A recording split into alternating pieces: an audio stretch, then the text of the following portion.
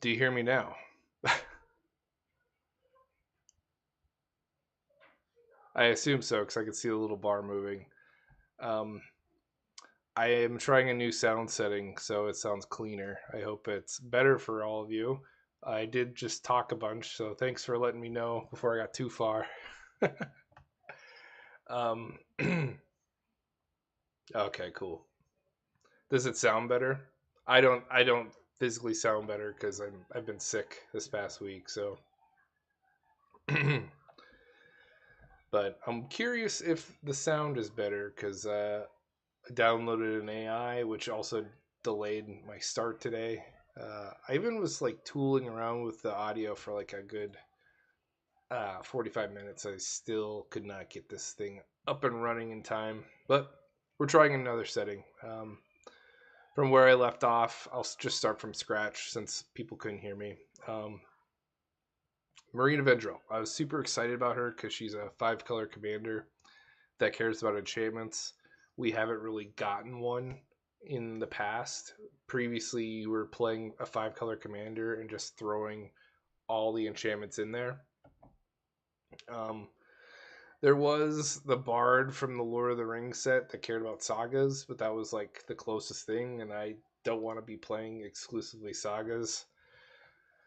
I called the deck Odor because I thought it'd be funny to name it the inverse of Holdor. I don't know if you watch Game of Thrones, but he named himself after getting his mind twisted around seeing his future, and he calls himself Hodor because that's his one mission in life is to hold the door, and this chick's one mission is to open them. So thought Odor was pretty fitting.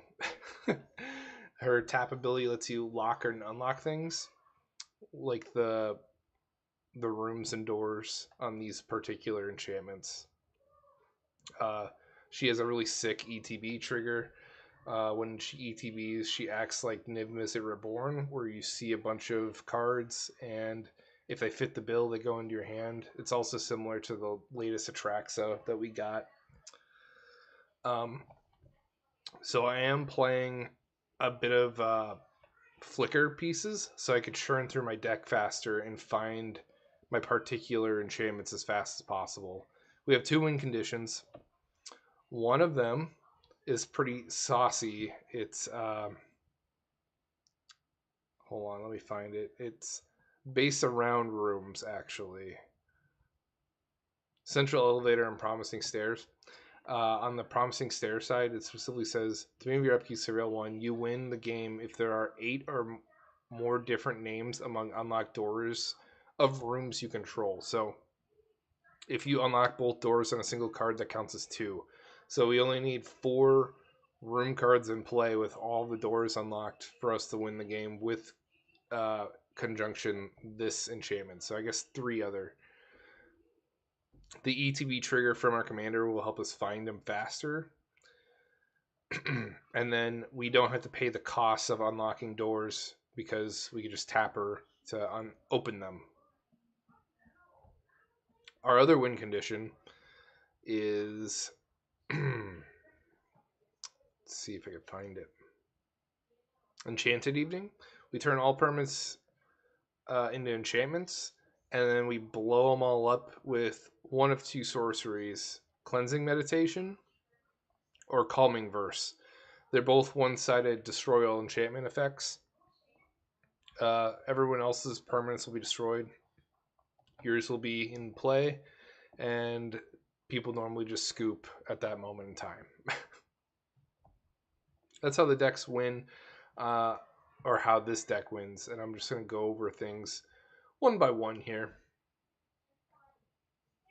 Um, we have 42 enchantments, so the coupons are going to go really far in this deck, like Jukai Naturalist, Starfield of Mystic, um, Inquisitive Glimmer, Herald of the Pantheon. Yeah, those 4. And then we have the Enchantress package, which is the best in terms of drawing cards. I love Enchantress lists because you can consistently always have something to do. It's because they have so many of these types of effects where when you cast or an enchantment enters, you draw a card. And at first glance, you don't think it adds up, but it's kind of like Tat Yovo. The moment you give something the ability to replace itself when it normally wouldn't, makes it significantly better. So uh, we have all of the ones you can play except for Orgothian Enchantress. That's like a $40 card. It's on the reserve list. I think that ain't gonna be printed anytime soon. But so we got her. We have Satyr Enchanter, Ilana Blossoms, Citizen Champion, Entity Tracker, which is new Enchantress from Duskmourn, Verduran Enchantress, Sithis, and I guess Wild Seers, Pseudo Enchantress. Uh,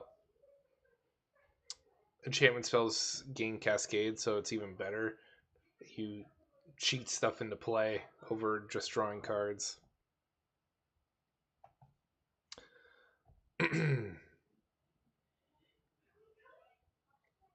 Destiny Spinner, it prevents our creatures and our enchantments from being countered.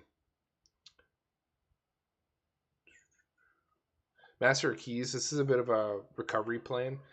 I'll probably never uh, pump X into this. I'll probably always cast it for its base 3, just so my enchantments gain escape. And it's just a nice recovery option.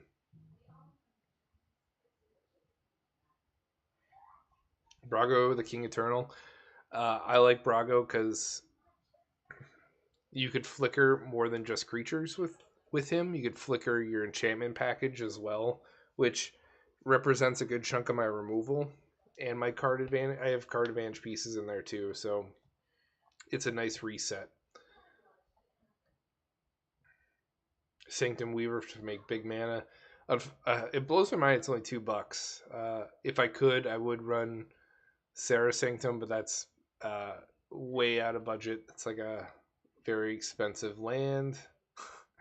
If you didn't know, I normally build budget decks. It's under $100 for anyone who's interested. Yark the Desecrated.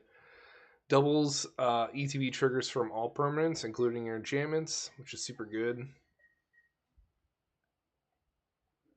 And doubles your ETB trigger from your commander.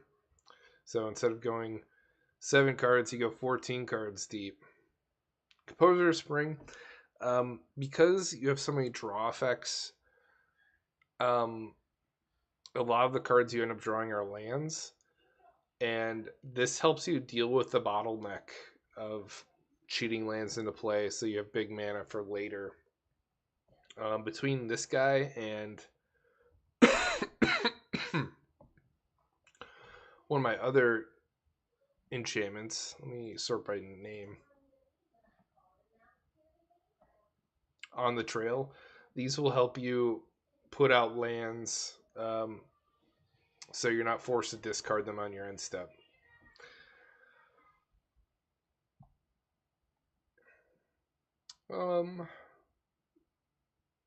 I don't remember if we've already talked about. I think we talked about Calming Verse, right? Fill me in, Fearless. Did I talk about this before I was muted that whole time, or did I already mention it?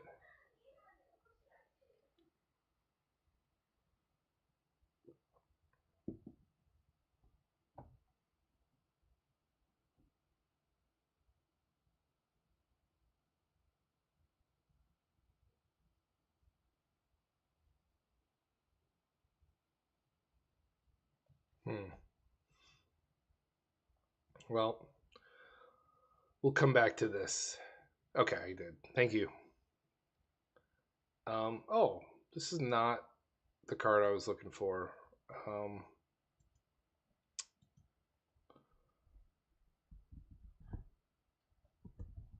I wanted the enchantment far. No. It's. I misremembered the name of the card, but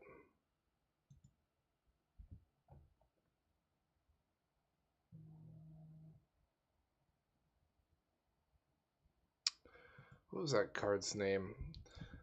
It's a flicker effect where it's uh, a background.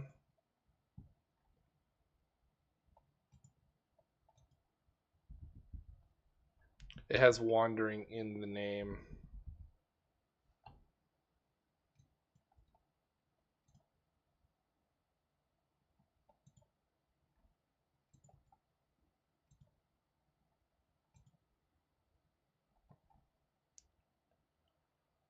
Oh, no, that ain't it. Far Traveler. That's the one I wanted. Okay, so the reason why you want flicker effects is so we can churn through a deck, and I'm mistaken Far Traveler with Far Wanderings, but this is one of your flicker pieces. Um, alongside Brago, and the other one I'm running is Nahiri's Resolve.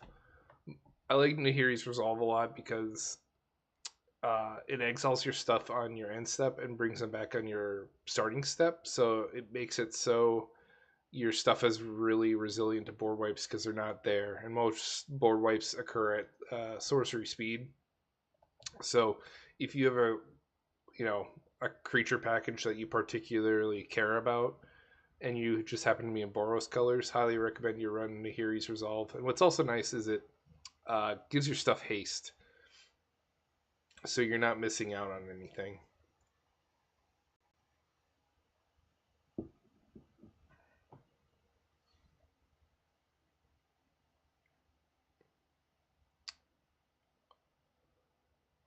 Open the vaults for recovery plan. I usually only like to run one or two of these kinds of effects because uh, I feel like people are running less and less destroy all enchantment effects. Like I feel like I rarely see Bane of Progress, not like I used to.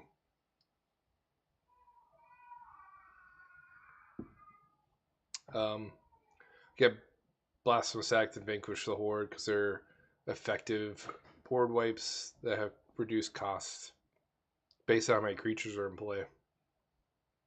Boros Charm to save my enchantments in case the Bane of Progress does come up. They Heroic Intervention's pretty expensive, and um, the one that just came out in Bloombarrow is also rising in price. You used to be able to play the Bloombarrow one for $2, and now it's up to $6. So I think it's starting to catch up to where price range where it belongs, if that makes sense. I always kind of said that I think it's Dawn's Truce is a little underpriced for what it does, and I think it's starting to gain traction. Some boring mana rocks. We can talk about the enchantments. This is like the fun part of the deck. I like Bottomless Pool particularly because if there isn't a creature of my opponent's to bounce, you could always just bounce your own commander and then get another ETB trigger. The locker room, I could care less about. The only time I care about it is when I get that other enchantment and I need 8 rooms unlocked. Case of Locked Hothouse, it's a future set effect that doesn't reveal to anybody. Something I really appreciate. Lets you play enchantments and lands and creatures off the top of your deck. So that represents 79, 89. That represents 92% of our deck. Yeah, that's a lot. Case Locked House does a lot of work for us, and it's also part of that like equation of dumping our lands that we draw from all of our Enchantress effects. We talked about Central Elevator and Promising Stars. The Central Elevator is good because it lets you tutor for another room card. So it literally does half the work for you, and then you just have to naturally draw the other two, and hopefully you get there with ease. But if you get this early, it's like one of those win conditions you don't feel bad about drawing because it's doing something other than just sitting around. Like, if I drew Enchanted Evening, I'm not just going to play Enchanted Evening um, unless I have one of those two sorceries in hand. This, however, I'm going to be throwing it out nice and early. Chthonian Nightmare, I was debating about taking it out, but after reevaluating my creature package, they're so low to the ground that it's too good to ignore. And I just like that I can replay it over and over again and get my draw triggers off my enchantresses. Normally, when I play enchantress decks, I play things like Shimmering Wings and I play things like Flicker Ward. It's because it's a 2-mana draw card. Unfortunately, I don't have the mana base to consistently play those two enchantments. I'm playing on a budget, so I don't get to play really good lands or really good fixing. So, Chthonian Nightmare, you're scratching that itch that I can't get from Shimmering Wings. Cramp Vents, it's a removal piece, lets me do 6 damage per creature. And then on its other door, it lets you cast spells from your hand by paying life once a turn. It's not bad when we start getting bottlenecked and we're drawing too many cards that we can't play. This will help fix that problem. Dorsey Mutation, neuter someone's commander. Derelict Attic, this is just... I don't like the rate of only drawing 2 cards on the Attic side, but like I said, as long as it impacts the board somewhat, I'm running the rooms. And I'm not running a lot of them. I'm running 6, 7, 8, 9 rooms, and I only need 4 of them in play to win the game. So I think that's plenty enough. The other rooms were not very contributing, or they were so expensive and out of budget I couldn't include them. So if you had an interest in other rooms, I've done the effort of scrubbing for you. Detention Sphere, this really hoses token decks because tokens share the same name. This also hoses the decks that like to make clones of stuff. Whenever I have a chance to run a Detention Sphere effect, I usually do. And it's nice because I could reset it with my flicker effects too.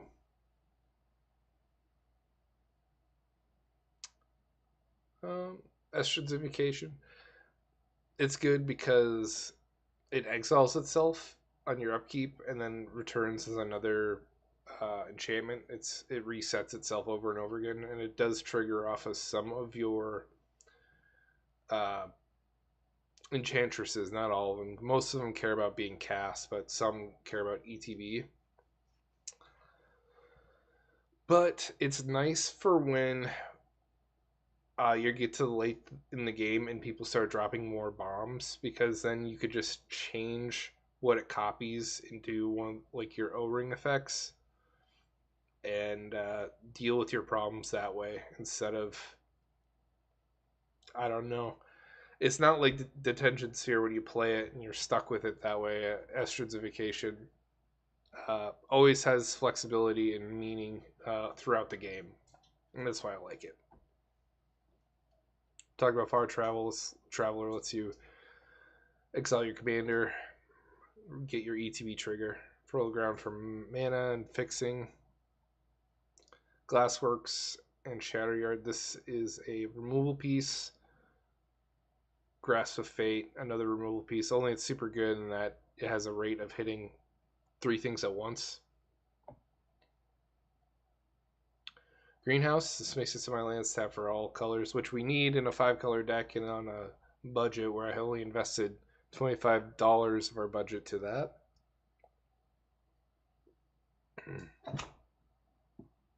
Oh, hold on. Green screen is down. A lot of I don't know, inconveniences.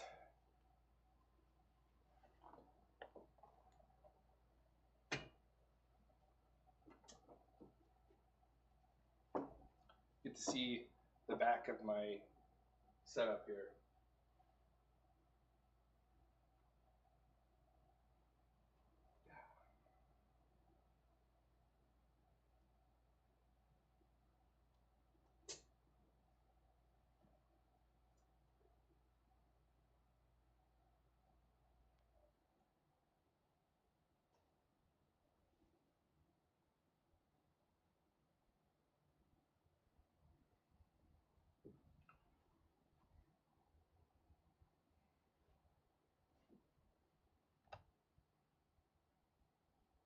Okay. Let's double check that. Make sure that ain't destroyed. Okay.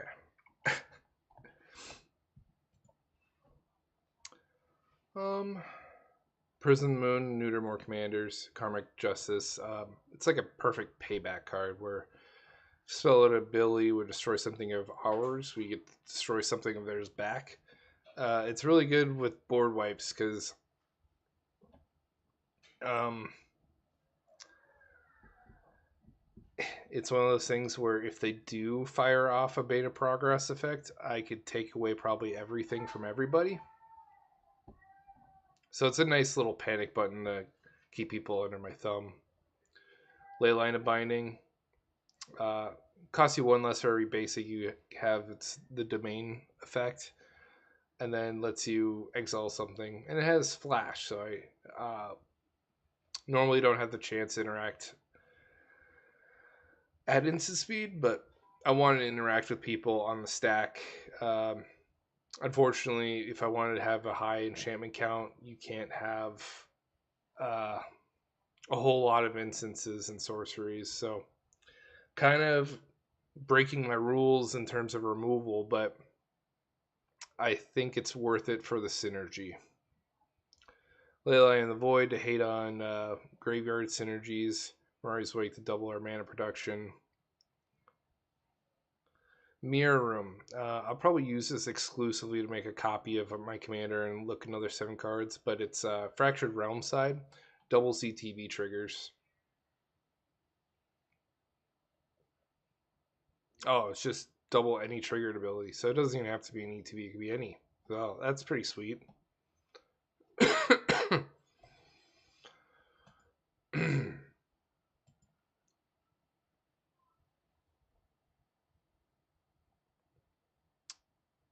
Nowhere to Run. It's removal, and it takes away people's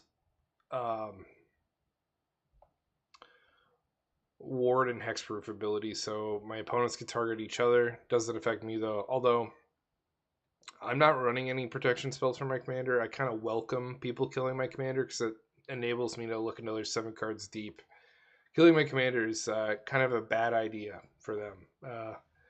If they think it helps them, I highly encourage it.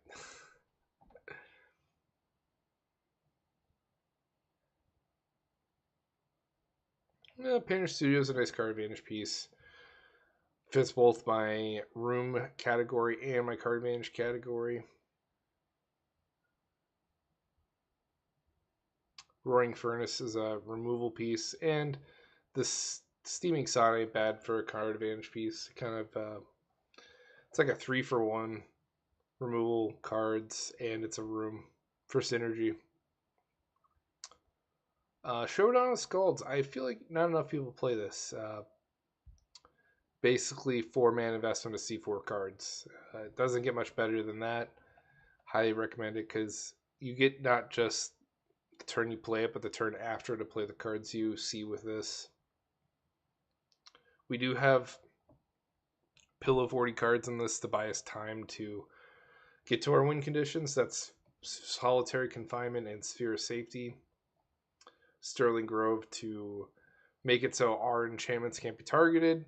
And then when we are ready to close out the game, we could sack it or respond to people's removal and sack it to get the piece we need to win the game. I'll either probably use this to get Enchanted Evening or the room that lets me win based on how my doors are open. Sowing Silence mess with artifacts, removal, and mana production. And that's basically it. The lands are as fixing as possible. I like these landscapes. I like them a lot because they come in untapped and be used for colorless. So like they're useful at all stages of the game. With that out of the way, let's get started with the game.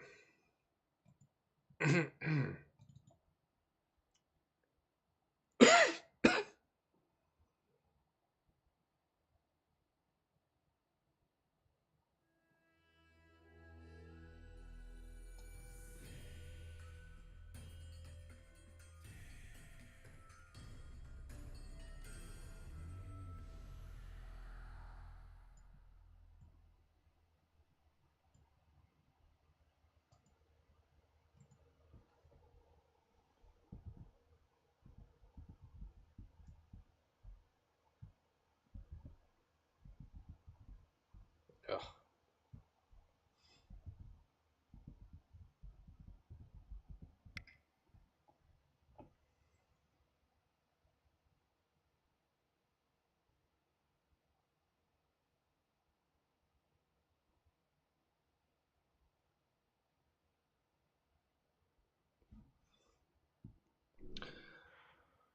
I changed my little player icon.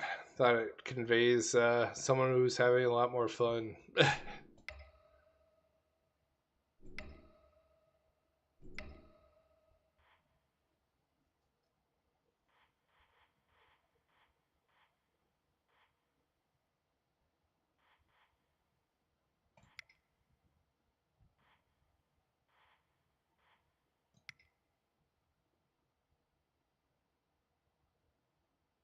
Mm.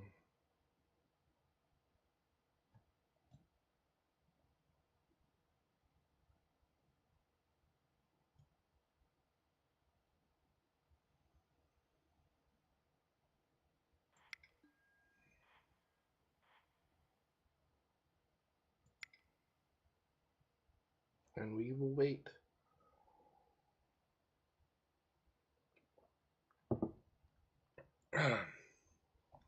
So have you been fearless?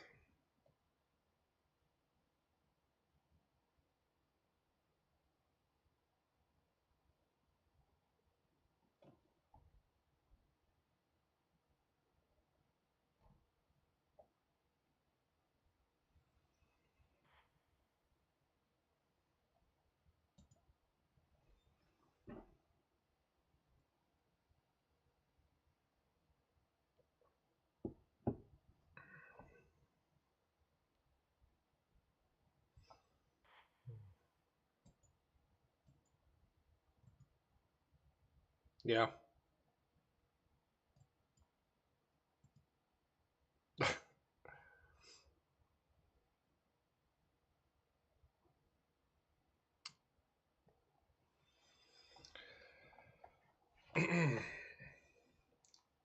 um, are you in school right now, or was that someone else from last week?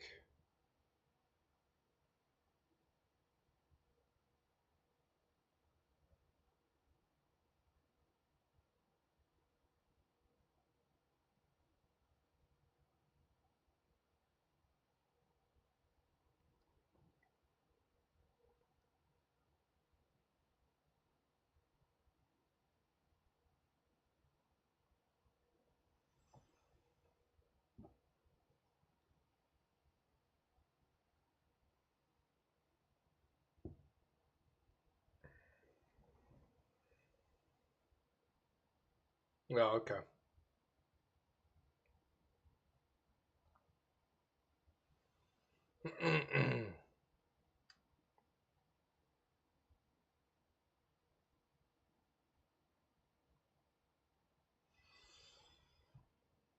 What do you do for work?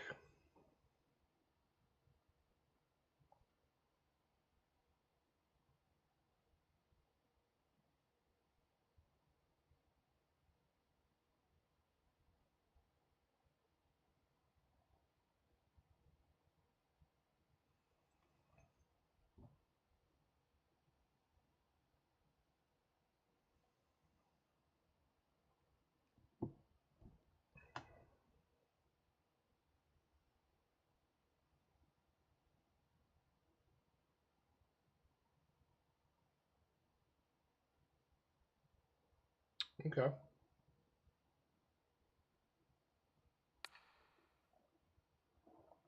I have a buddy that does that too. Well, a, a buddy that I know in person that does that too. And not to say that you and I can't be buddies, but I think you know what I meant.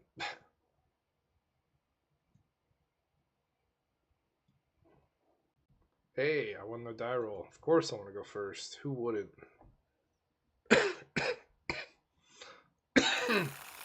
Man. Shauna the Purifying Blade, which is a life gain deck. Riku. It's a clone deck. Detention Sphere should be good. Kaino Sentiro, the secretive. I don't know. These decks are never just a hug list. They're usually something far more malicious. One land, we can't keep it, unfortunately. Plus, we get a free mulligan. Might as well use it. All right. I'm happy with this. 3 lands. One of them taps for all my colors. And then I have a card advantage piece and on the trail so I can start ramping real nice and early this game.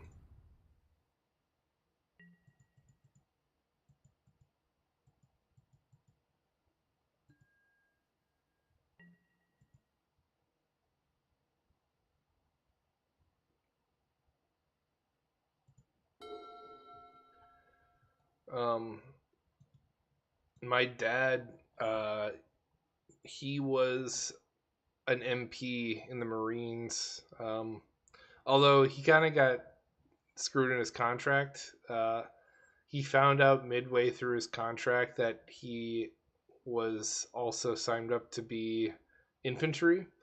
So as soon as he finished up his security forces position as a military police, they sent him straight to Iraq during the first Gulf War. And he fought there for the entire 11 months that we fought in that time period, which is kind of wild to say out loud because we fought in Afghanistan for 20 years. We solved the problem in the Gulf War, the first Gulf War, in 11 months, and then in 20 years in Afghanistan, we couldn't solve anything.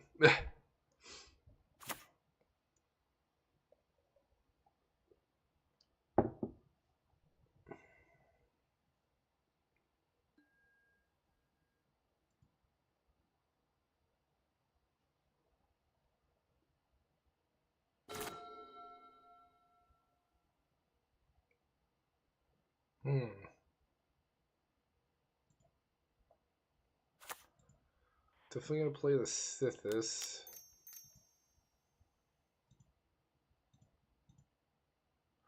I wonder. I think I draw the card on cast, so I'll miss the draw trigger.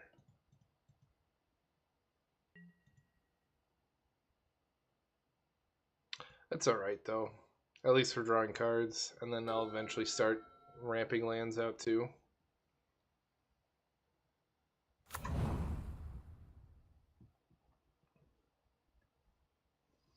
And I did draw Walking Closet. Let's us play lands from our graveyard.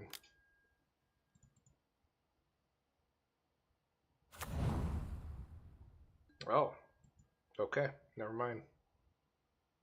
It was short lived. I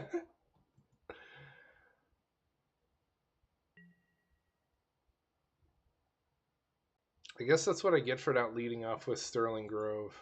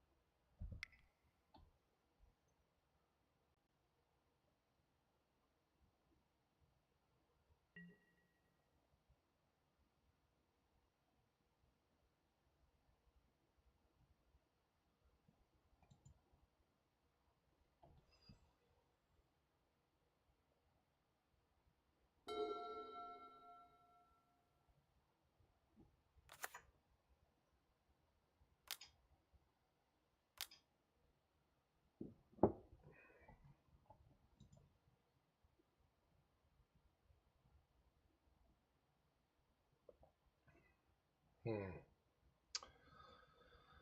So, on the trail is turned off until I find another enchantress.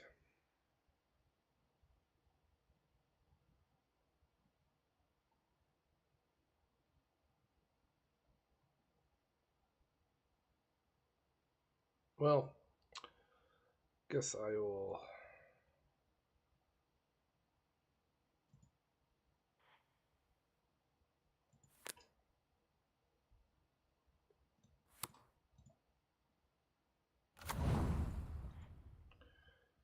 Get my white source.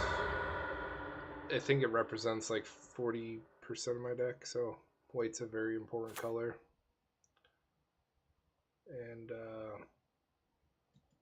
guess I'll play Sterling Grove anyways.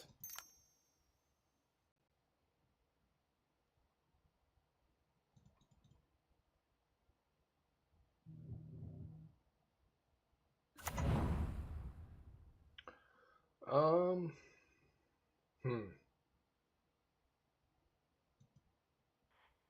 Guess I'll hit the guy who turned my dude into an elk. Little payback, little love tap. He'll gain a bunch of life anyways and fix his problem.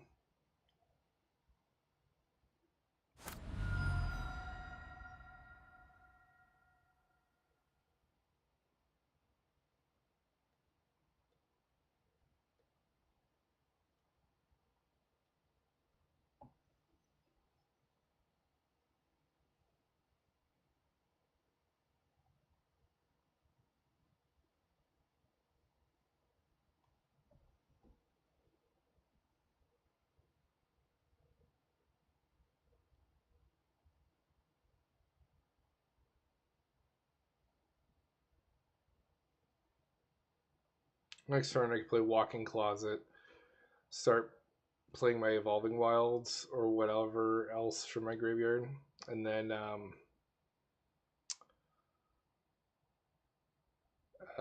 guarantee that I hit my 5 colors on curve. Not a bad position.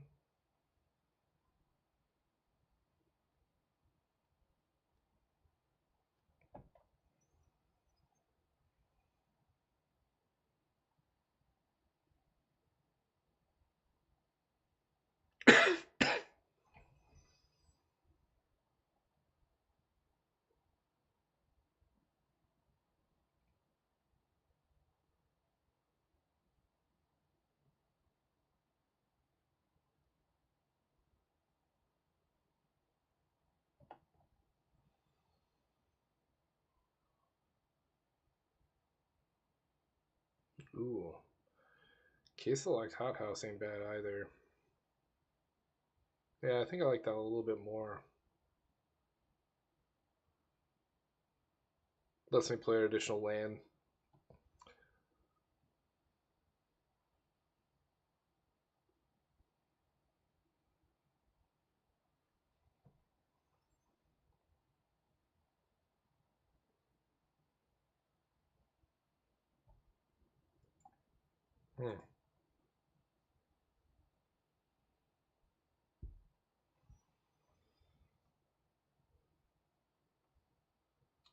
I suspect this guy is okay. He's playing.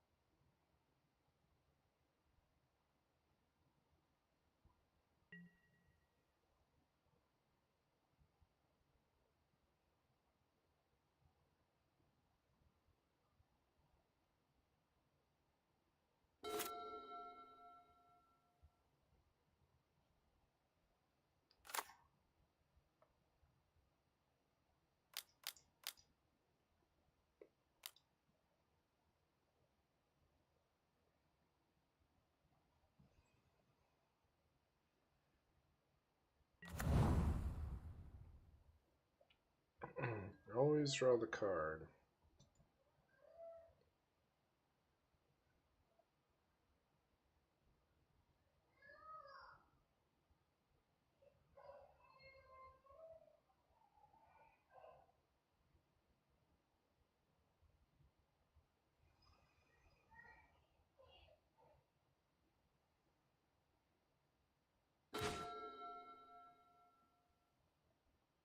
More lands.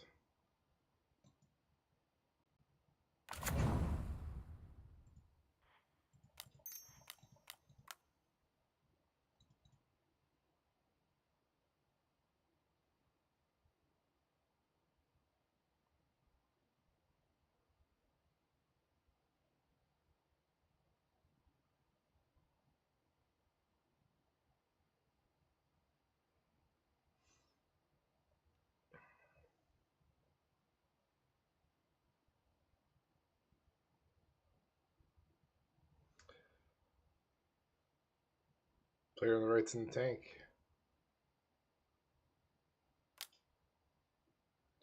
Okay.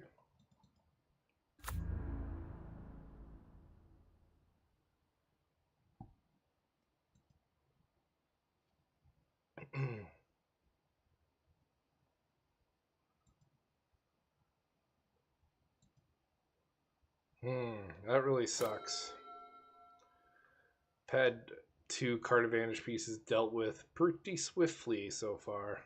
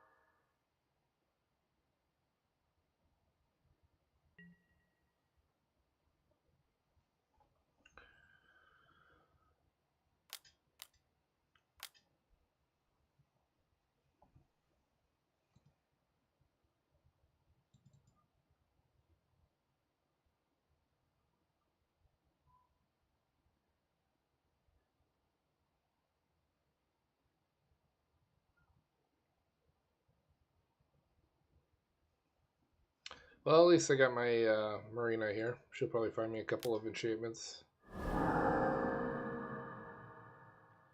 Swords, the Goblin, and Archomancer. Wow.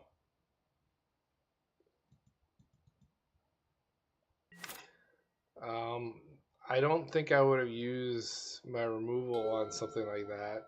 I think there's plenty of other scary stuff in this list. I think that's a good measure of like uh, the kind of player that you're working with. To be fair, it does do a good amount of work because it reduces cost of the spells, which enables this additional payment to be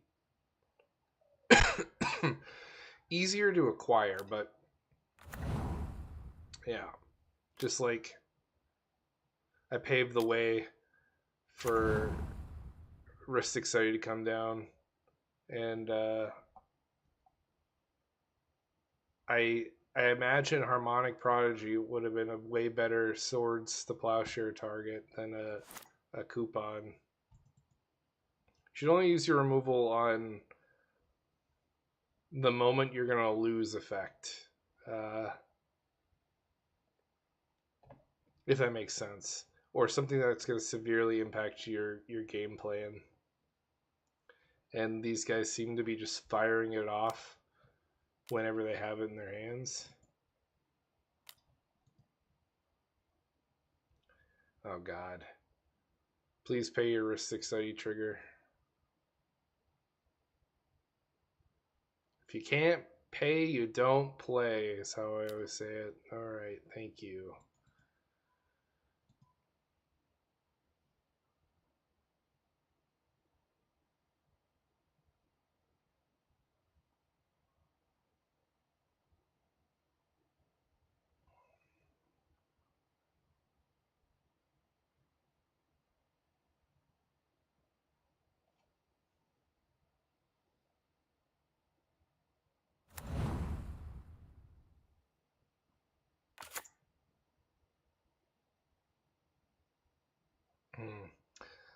I might actually opt to put the land down on this guy's end step, because then I could play my commander and pay this guy's tax, see a bunch of cards too.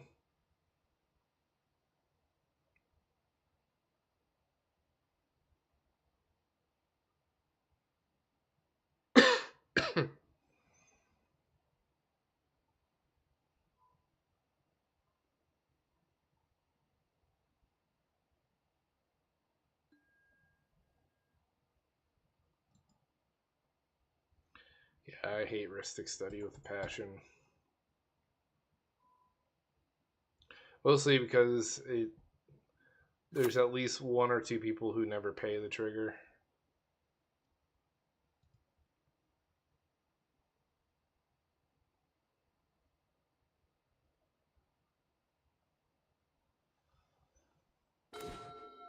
Oh, we got Verdure and Enchantress. We definitely needed that. Okay. Well, in that case,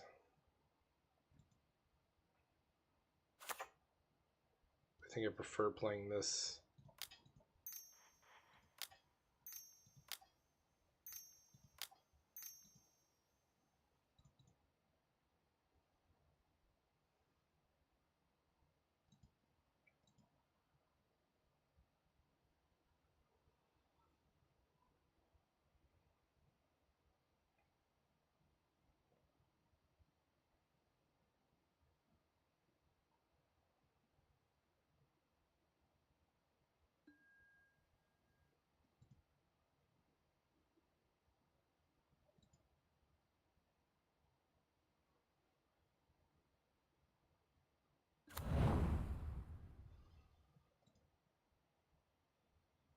All right. We're having a slow start. hmm.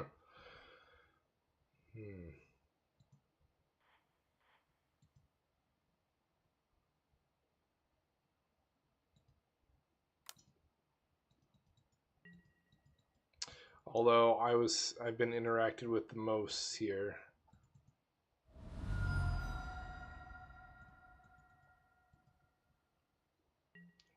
Probably mostly why we're having such a slow start. It was pretty good.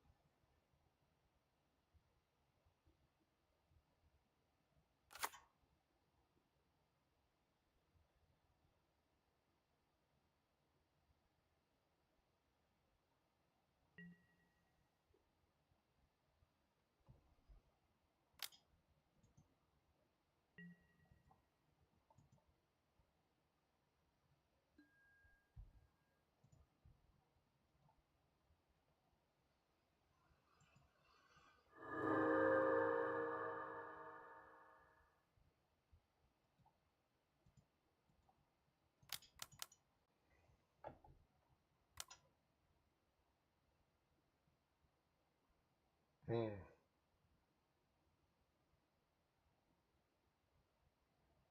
Pretty good in his deck. Gains a bunch of life, draws a bunch of cards, pings us for a bunch of damage. The perfect storm.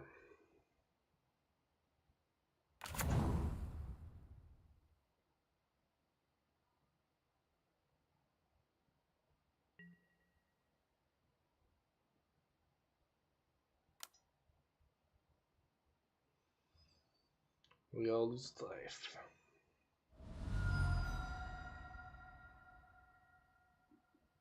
It's a big Psychosis crawler.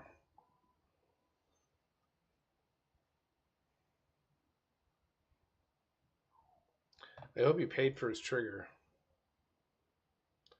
He did not.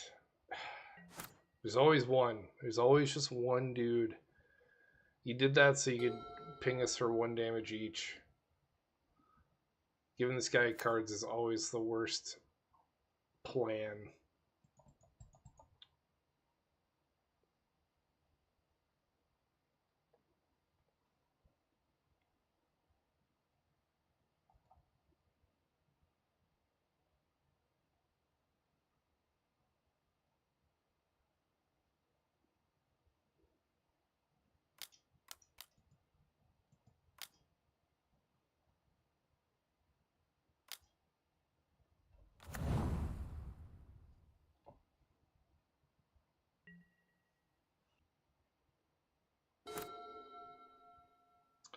This ability is so mana taxing.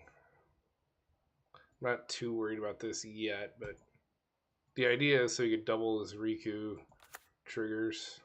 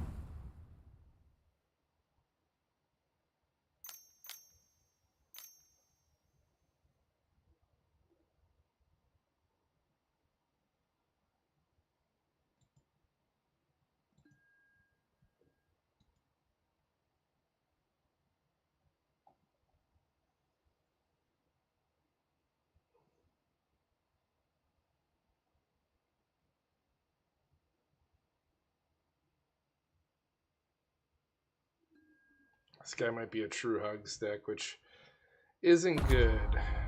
I'm not a fan of these uh, full-on Hug decks. Just opens the door to risks that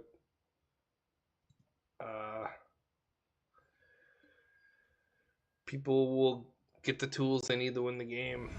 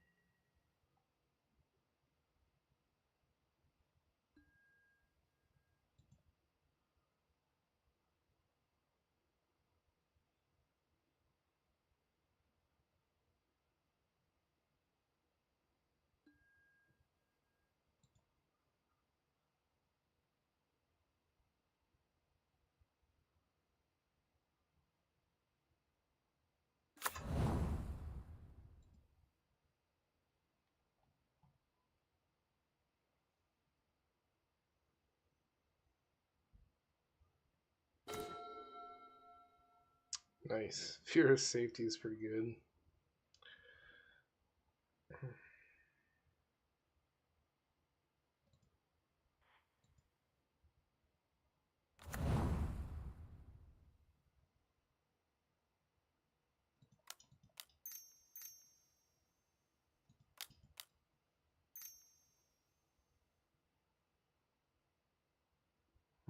This will solve our mana problem.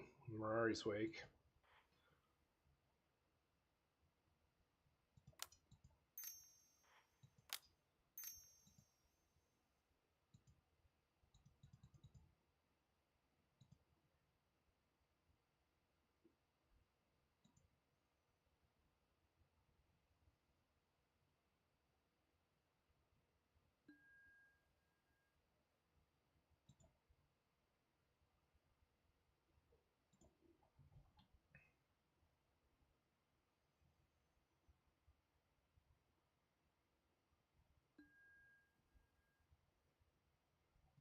Can I always heal? Yes. Like, why would I not choose? Ooh, Yarok is a good draw. Now, some of my Enchantress's triggers will double. Counterspell? Yeah, sure. Whatever.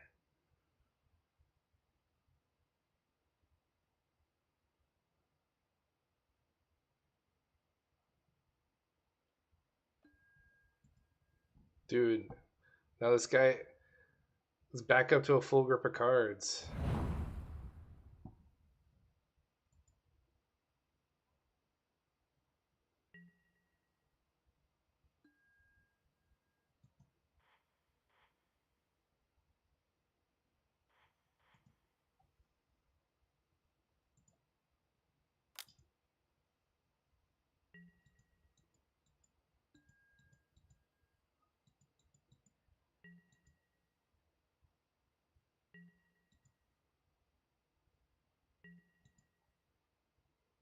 Fortunately, Ghostly Prison does not prevent me from attacking your planeswalkers.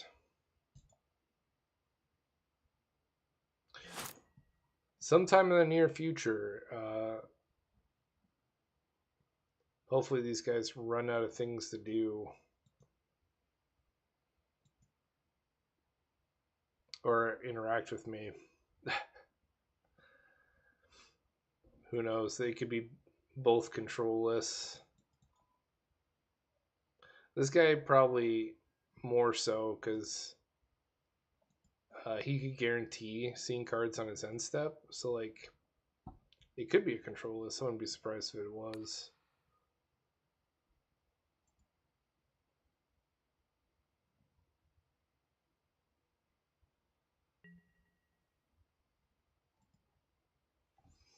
Brago's nice. Could flicker my Sithis and see more cards.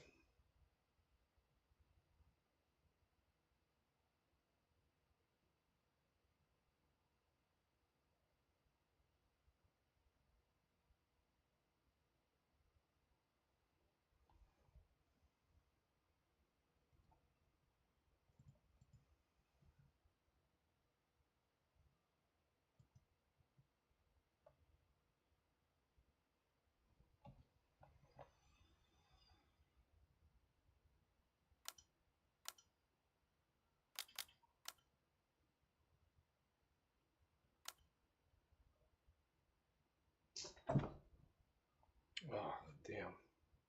Nice, just not a good night for me. Green screen keeps falling off.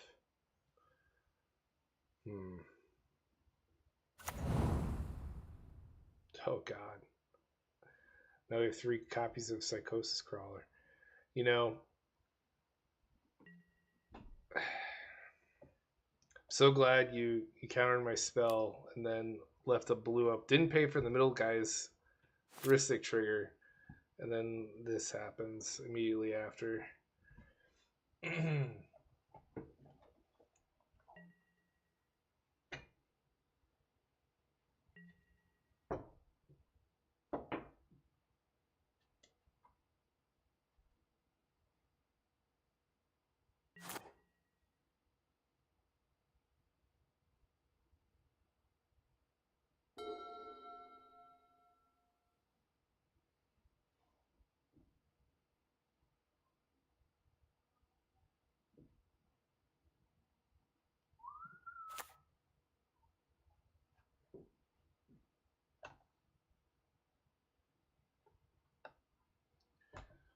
Oh,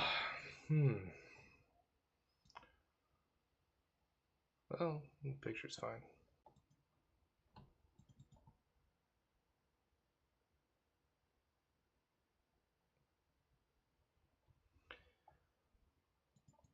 I would not mind a board wipe at this point. That's a lot of damage.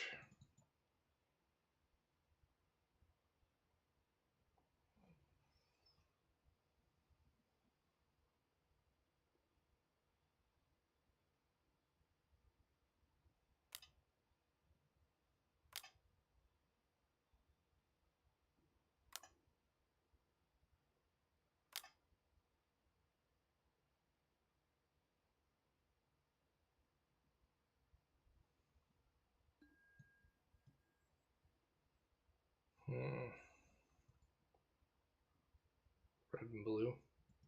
Yeah, he's got it. He'd copy it twice. Gets I doubt he has 6 force in there, but you never know. It's a lot of ramp. They come in untapped.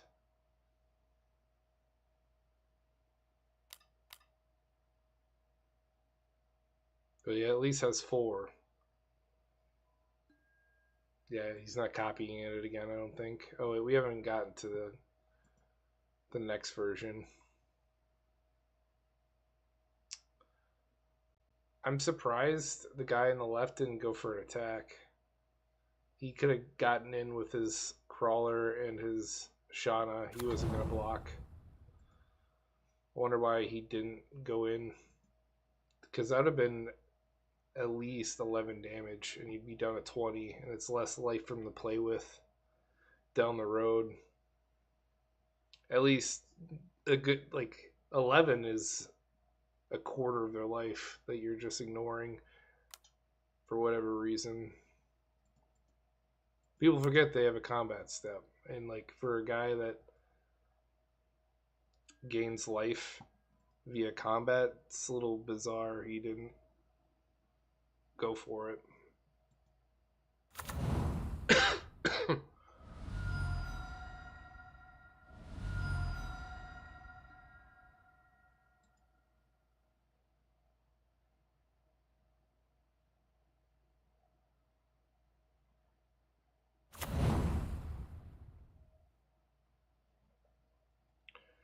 He indeed had 6 forests.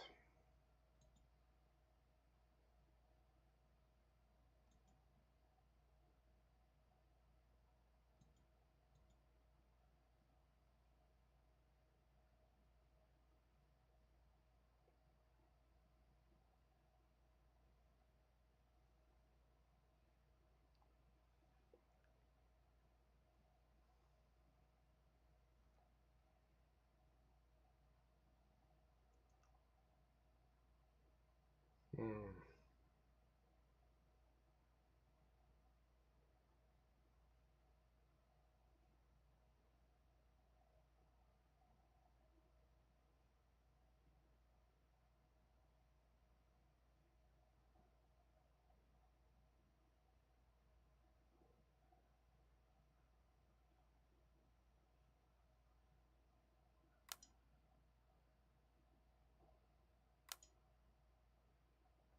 Twinning staff.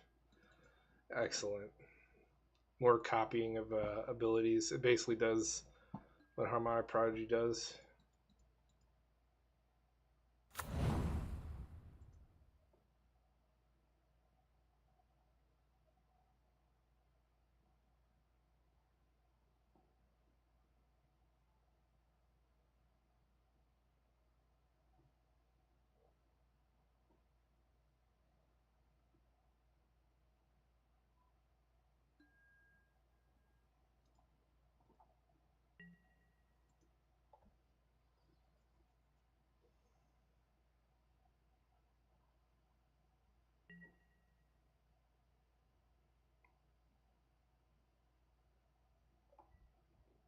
We still have potential of winning this. I am in the back seat, mostly because I've been interacted with the most this game.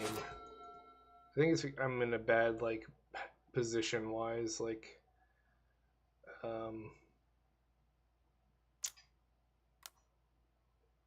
seems like I'm paving the way for this guy in the middle to do whatever he wants because these guys don't have the interaction up for him.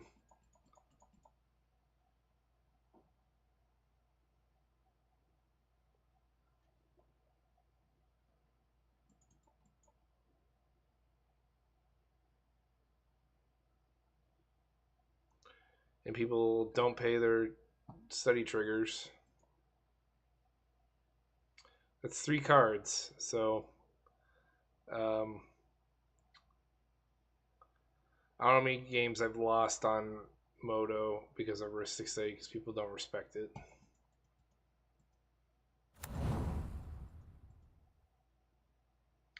Out of like, there's a lot of cards that make people angry, but like this one gets under my skin probably the most, and it has nothing to do with um, what it does. It's more so just what people can't resist not paying. I don't know why, but they just can't.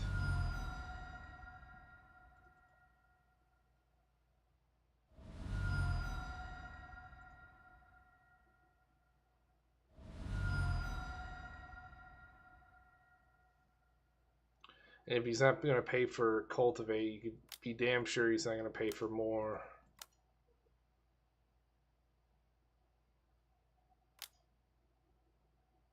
Oh, God.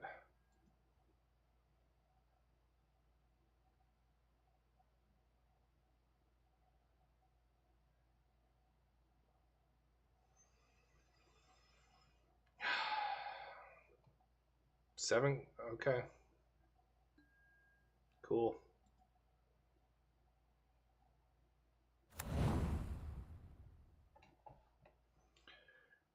Seen 4 cards now.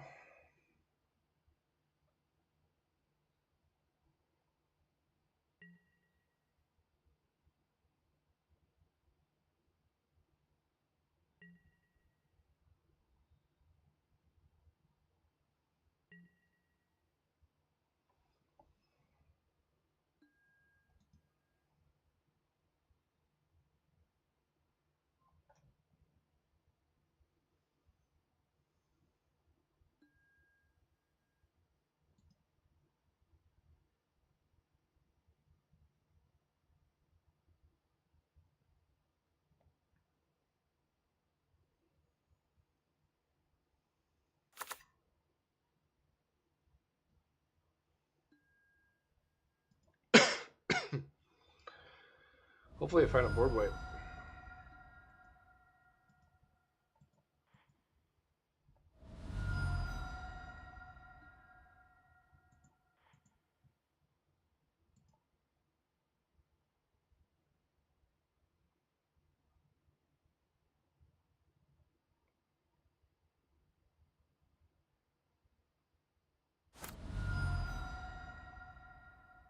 Solitary confinement's good.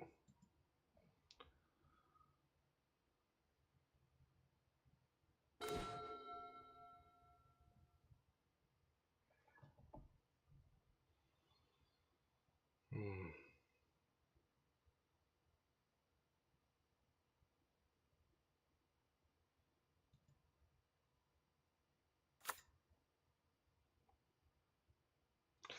I seriously doubt he's going to be sending this my way. If he does, that'd be really annoying, but I don't think he will.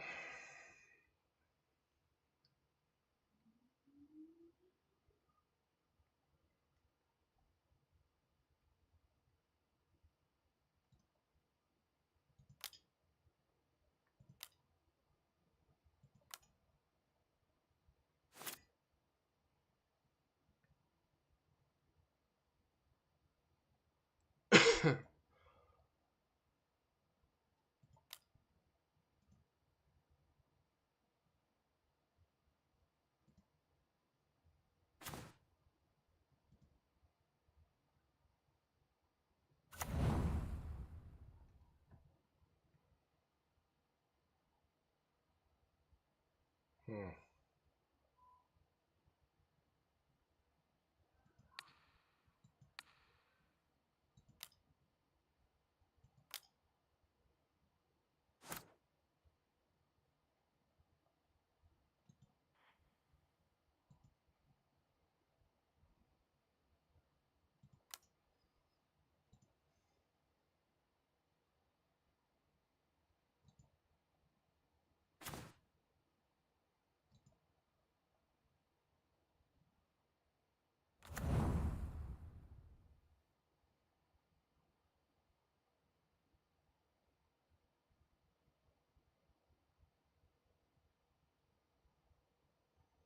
Hmm.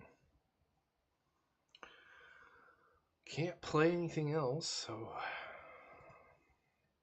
Not without letting that guy draw cards, which we're trying not to do.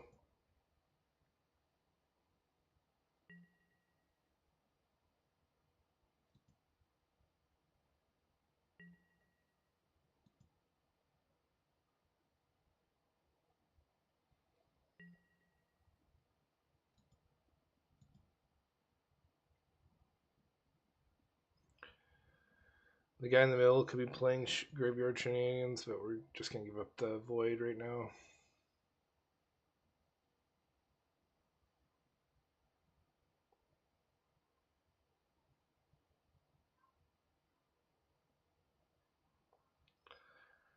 I feel like I don't really need Yarok. I got plenty of cards.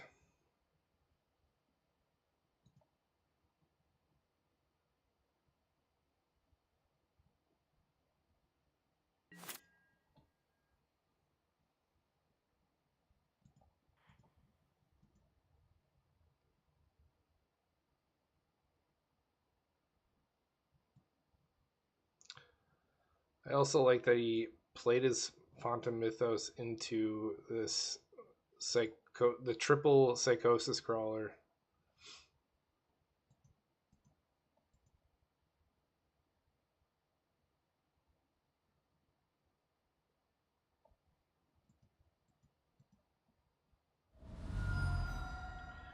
Don't know if that was well thought out.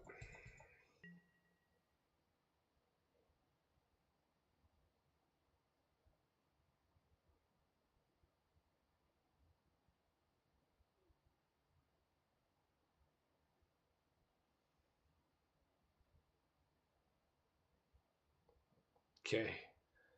Sending 2 of them my way.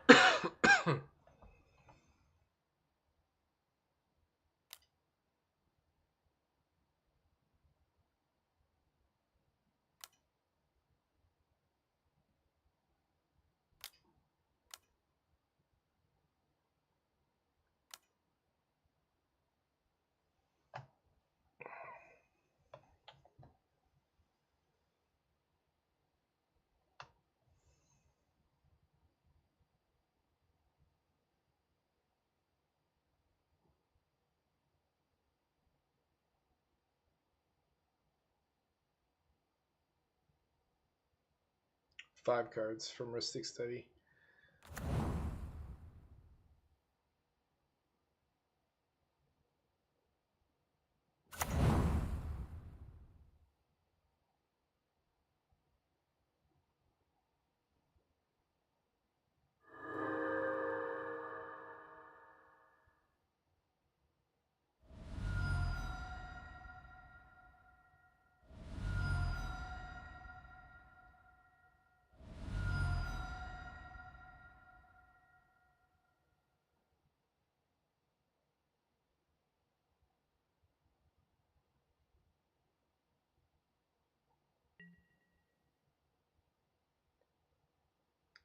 About to draw 3 and drain us for another 9.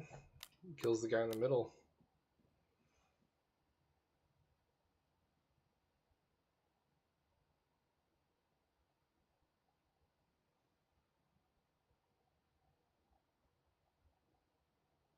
Well, now I don't feel that bad. This guy's seen so many cards. It's partially why I kept my complaint to as much of a minimum as possible, because you never know what can happen. Like this right here. Guy dying to 3 Psychosis Crawlers.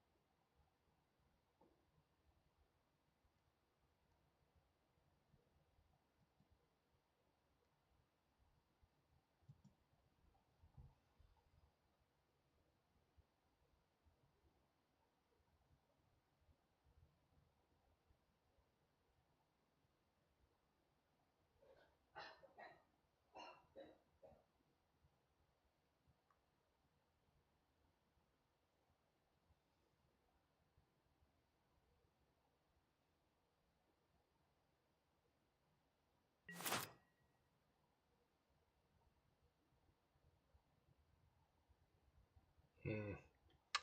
I think my goal is to dig for this board wipe where we die on his turn.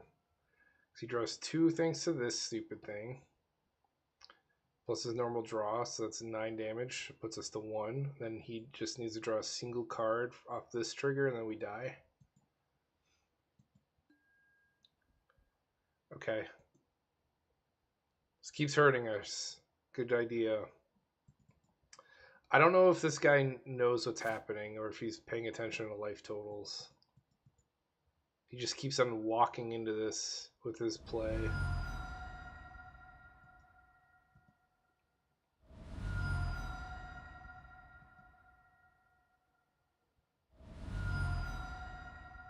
Like, it's one thing to not care when we're above 20 life, but when you're below 10, you should be a little more conservative.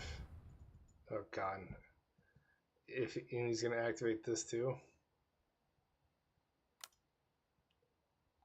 If I was a betting man, that's what he's going to do.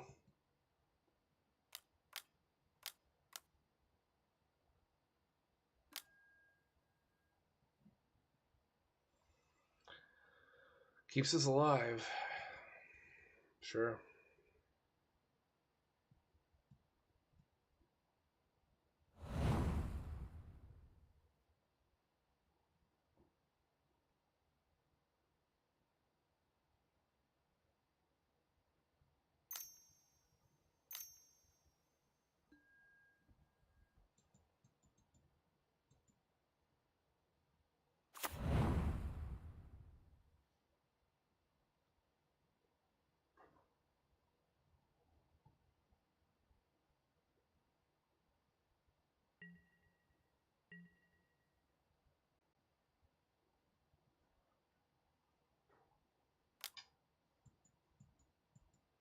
I was gonna say if he's attacking me, I'd be shocked, but then again, with what's been going on tonight, I would have been shocked either way.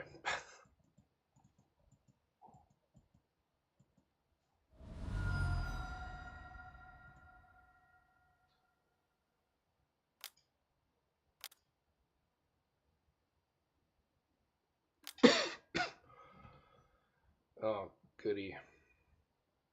So we draw 11. Luckily, I didn't have any of my combo pieces in my hand. It is a bummer that we didn't have Seer Safety down or Solitary Confinement, but it wouldn't have mattered because he would have bounced it to our hands anyways.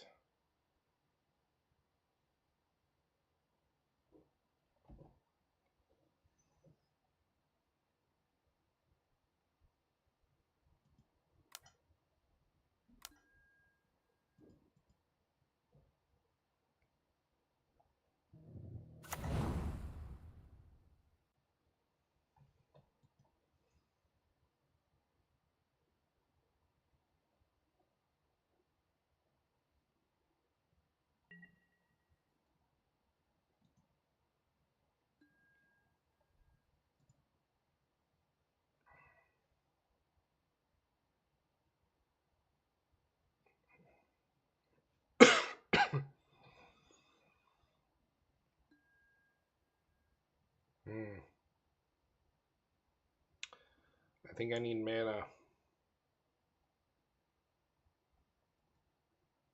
Hey, I got Central Elevator, Promising Stairs.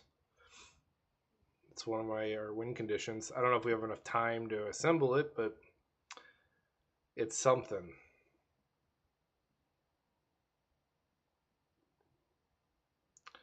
You know what? I normally never pick the ramp piece, but I'm going to do it.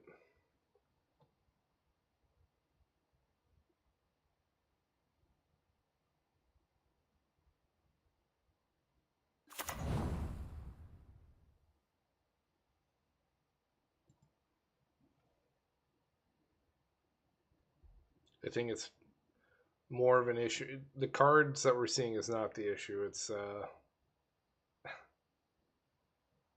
lack of mana we have to play with.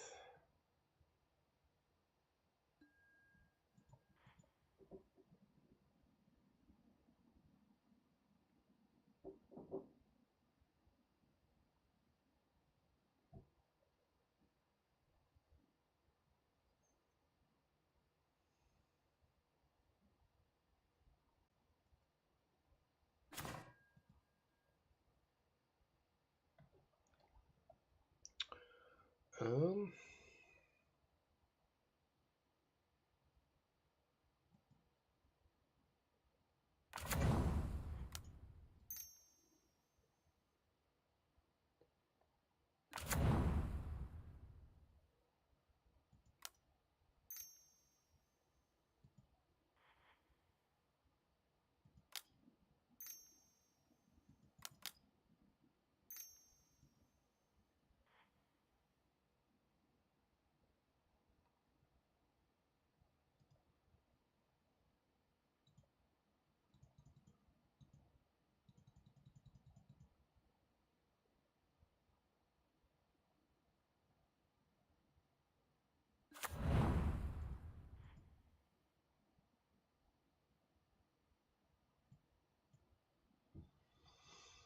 hmm.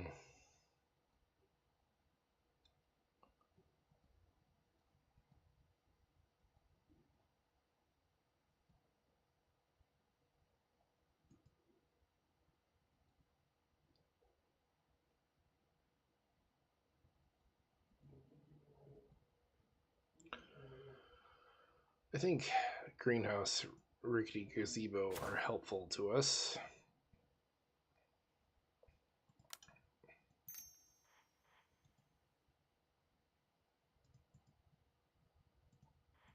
Now my lands tap for all the colors.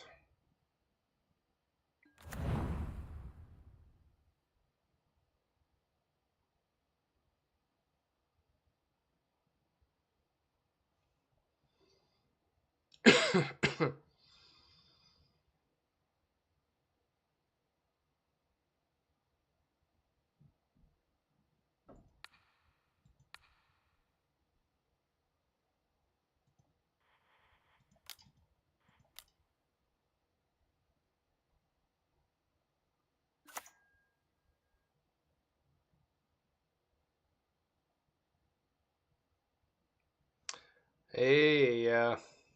I'm sorry, man. Welcome. Just my hot streak. It feels like it's about to come to an end. A lot of crazy shenanigans have been going on this game. Uh,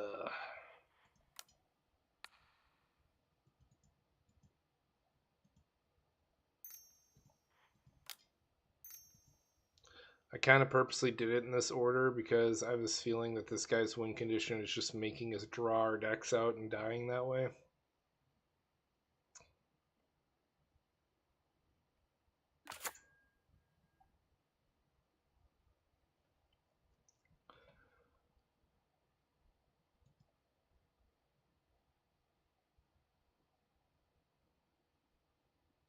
Hmm.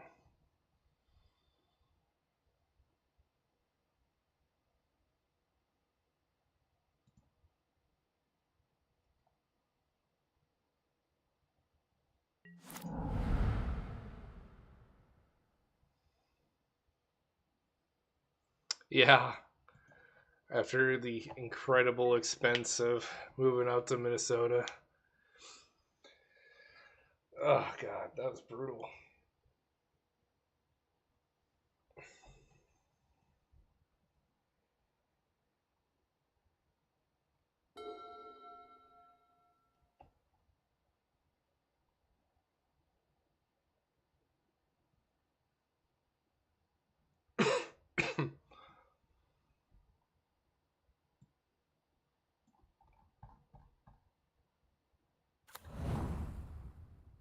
River's Rebuke.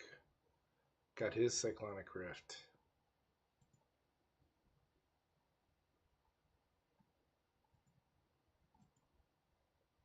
Hmm.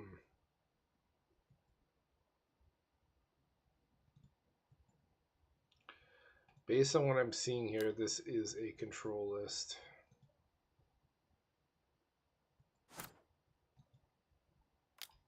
Which sucks because my Sterling Grove's in my graveyard. I could get it back with Master Keys.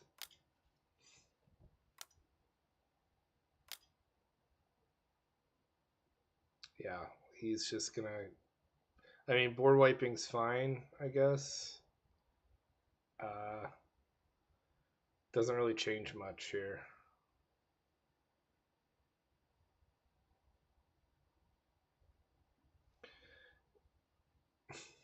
It helps that this guy sees like uh, 4 cards a turn from this dude over here because it fuels his bad habits of just like firing off all of his removal. Doesn't matter what it is.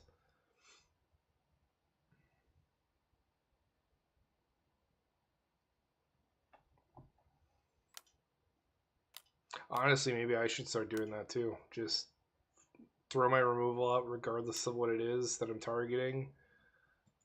Because this guy's just going to fill our hands back up anyways. Been playing all wrong.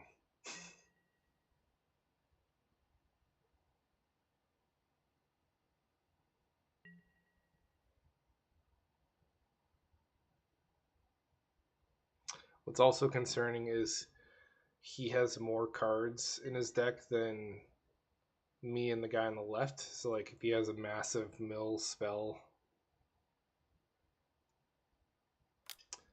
could get us.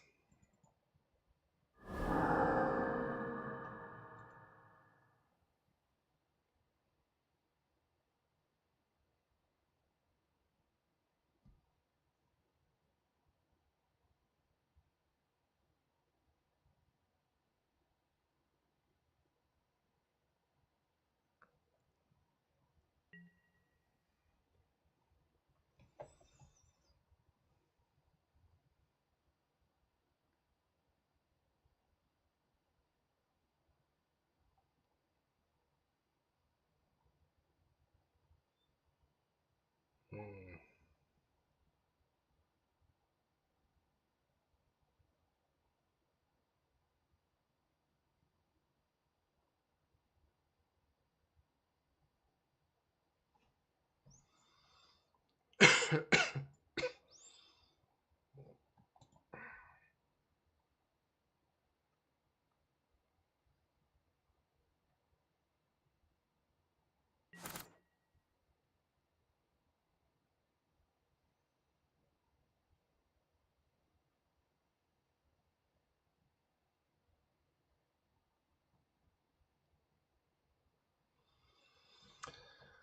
I definitely need to find my Destiny Spinner and get my whatever it's called back into play, my Sterling Grove, so I could keep this guy out of my turn. Now that I know what the whole plan is between these two, I think they're both control decks. And this guy is just like, we all draw cards, and then all the cards I draw will prevent what everyone else does. So I probably shouldn't be making any moves until I get those pieces assembled.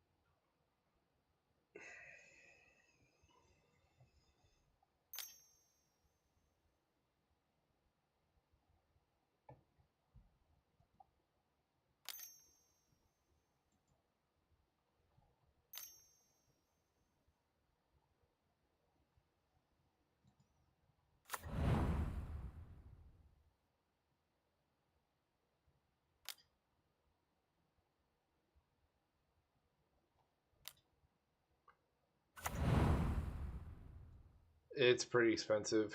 Um, our kids are in there full time because um, I have orientation for 10 weeks. That means I have to be there 5 days a week. After I'm done with orientation, then I could bring my kids to halftime. But Right now, I'm paying $800 a week for childcare, which equates to be more than my rent per month. It's insane. Damn it. Wheel of Fortune. Well, luckily, I didn't have any of my combo stuff in there.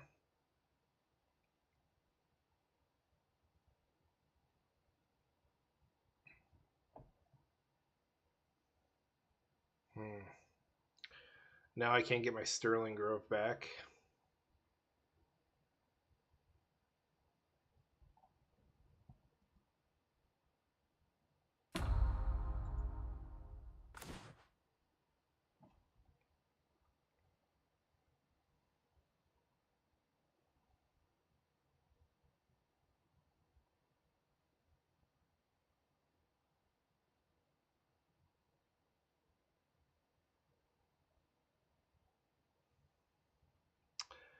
After the childcare goes down to 3 days a week, I'll be paying $300 less a week, which is significant, and I'm looking forward to it and being done with like job orientation kind of stuff.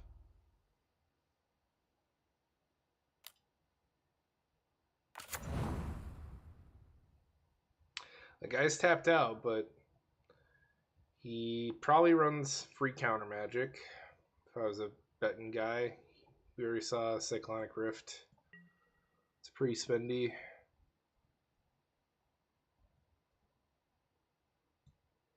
Wheel of Fortune. I don't know how expensive they are on here, but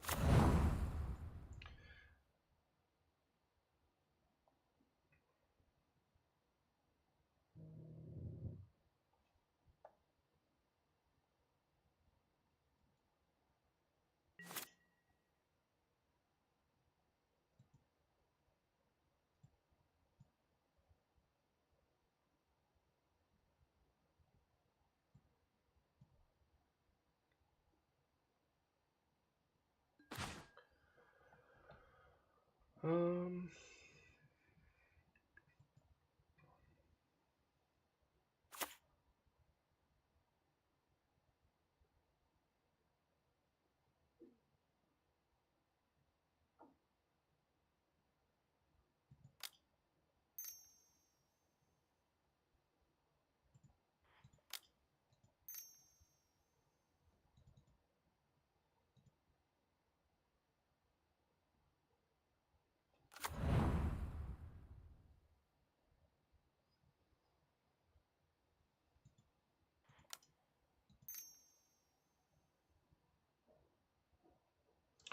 Um, my living situation is actually quite nice. Like all my utilities are rolled into my rent, and it's still a very nice price compared to what I was paying in Washington. Um, Medical bills are still expensive. I've had to use the hospital more often than I care to.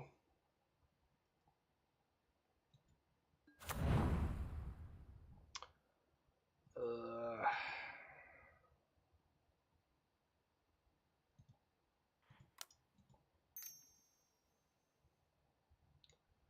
I just feel like everything I play is just gonna die to some stupid board wipe from people just seeing their decks all the time.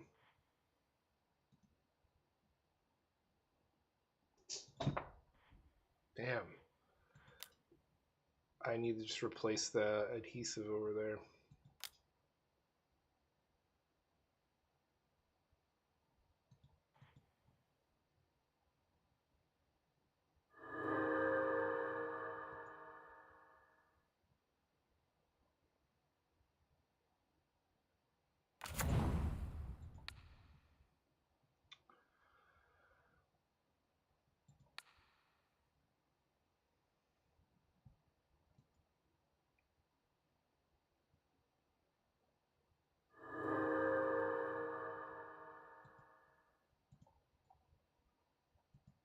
Hmm.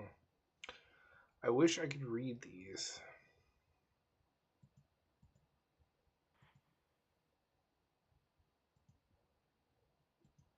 Costs 7 to unlock. Costs 4 to unlock. I think this one costs 5. I think I'd rather just play a rock.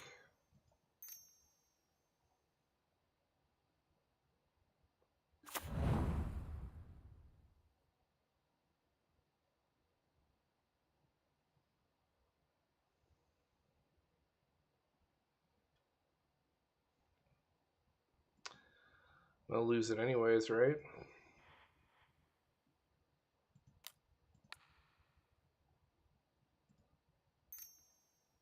At least it feels like I'm just going to lose it anyways.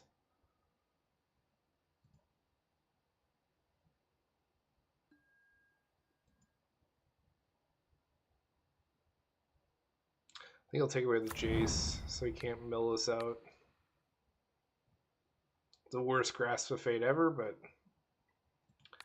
he's just going to make us discard our hands with some other wheel spell, I'm sure.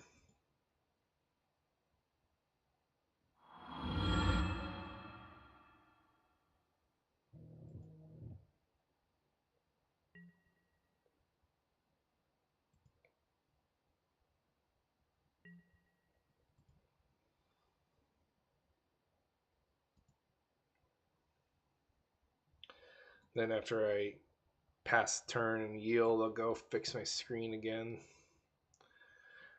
I've been feeling well. I've been sick for the last week. So that's why my voice sounds kind of crappy.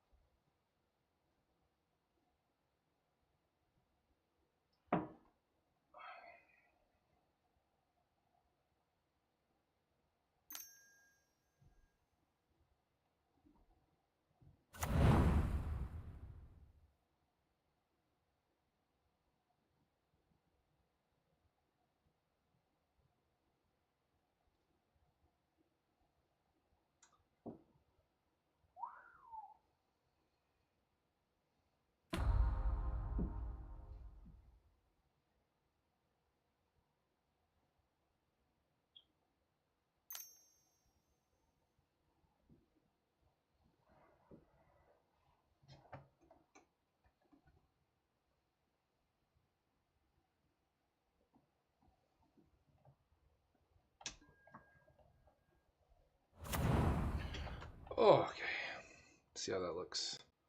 Hey, not bad for doing it from line of sight. Let's see, I left. He played a Mirari's Wake, and he just dumped a bunch of stuff from his hand because why not?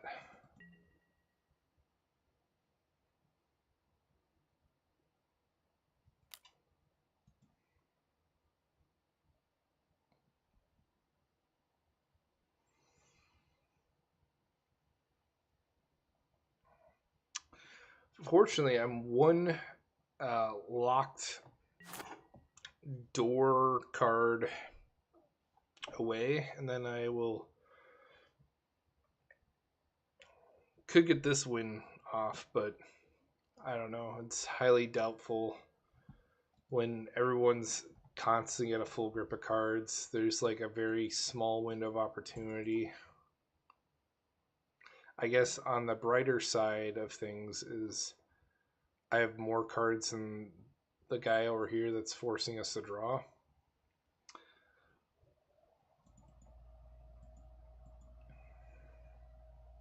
In my library, so if he goes for like a giant mill play, um, I'll still have cards in my library. Part of the strategy in modern for dealing with mill decks is you just take your whole sideboard and you throw it in. You play with a 75 card deck, and they did that because the goal of beating them is just to have more cards in their library than they do. Which is why playing mill strategies in 60 card formats are particularly hard.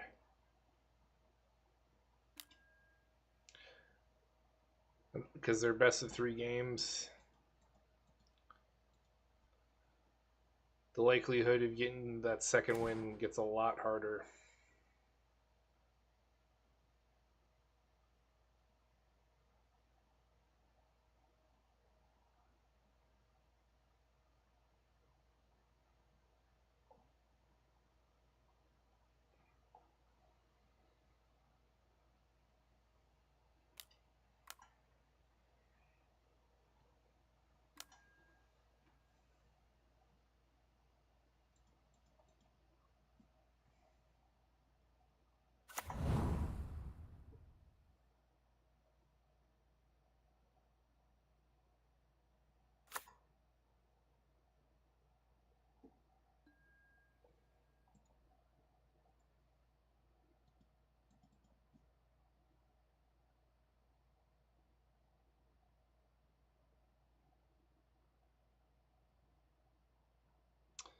The girls are doing all right. I think because we started childcare, no one warned me this until after we started. Is that the kids are constantly getting sick because of the constant exposure.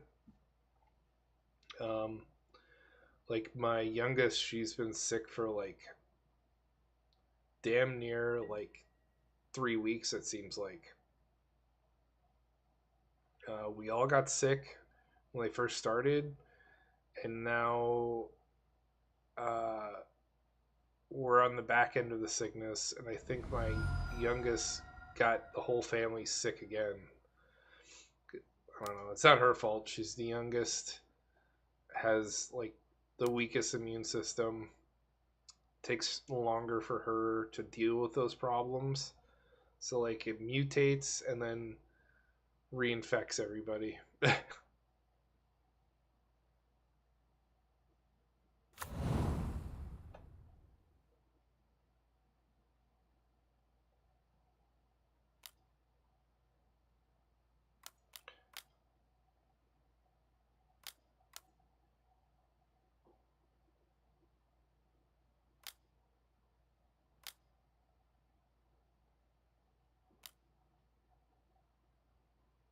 Okay. I just need more opportunities. I need this guy to keep tapping down, preferably his blue sources, because he's just telegraphing I have interaction.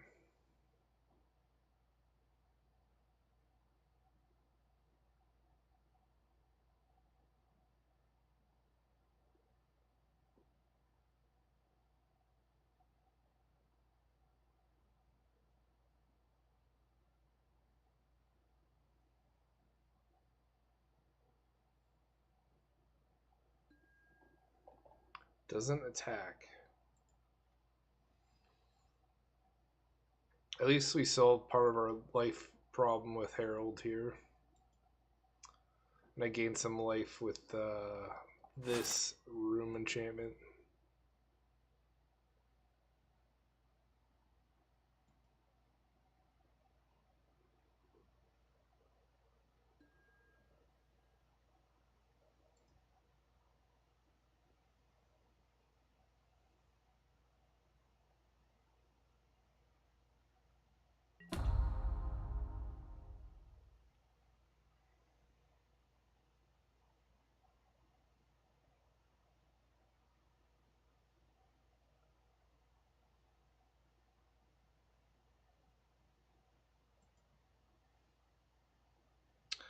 Hey, we got the Destiny Spinner.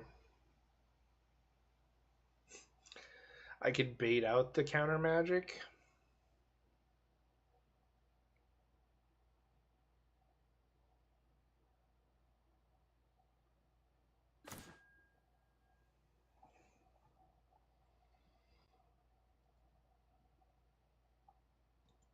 Hmm.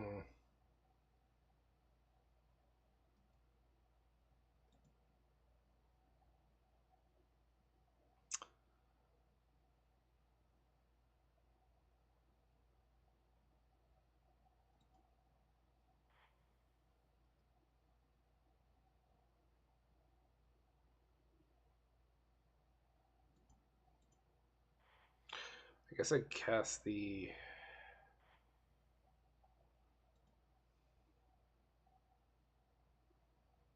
Hmm.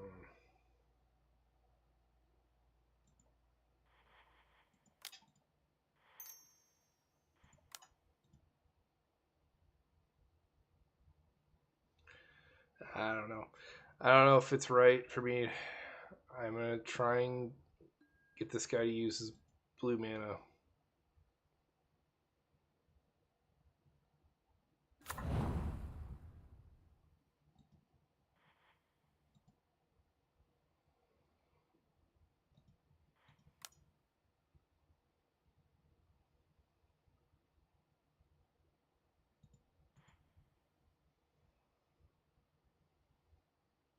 Or I could use my mana up right now and just turn all this stuff on.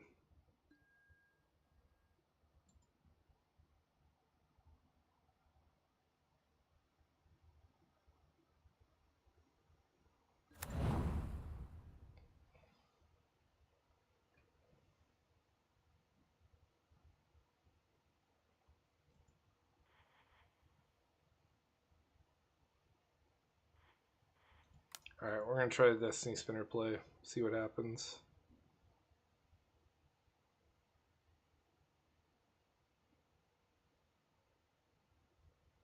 He ain't biting.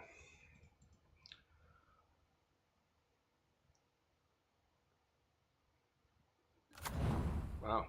Alright, that surprises me. 9 cards with all this blue up. Alright, in that case.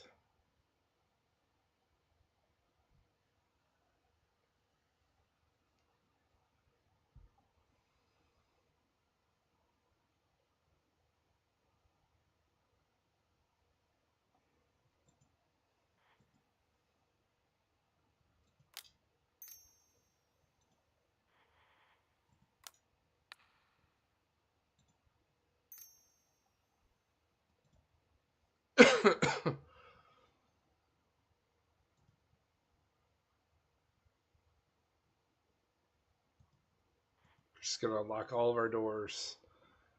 And hopefully that is enough.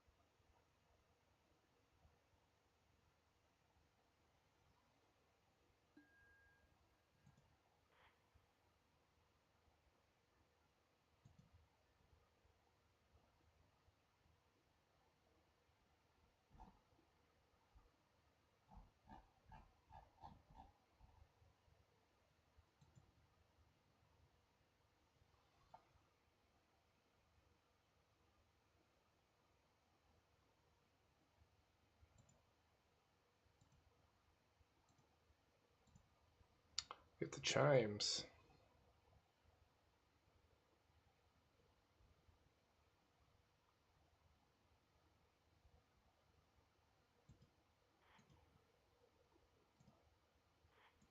Unfortunately, I can only do this at instant speed or at sorcery speed. So I have to really advertise what I'm doing over here.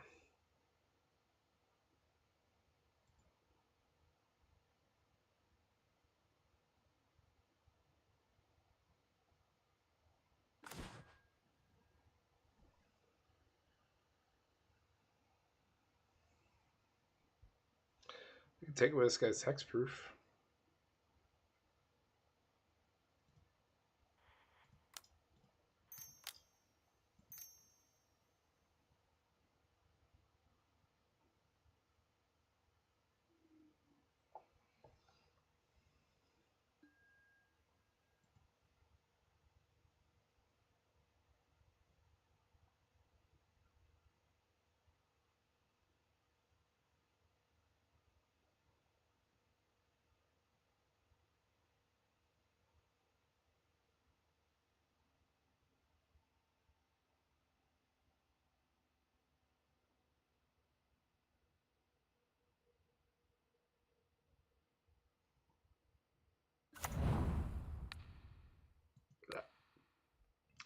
I'm gonna try and hook him up.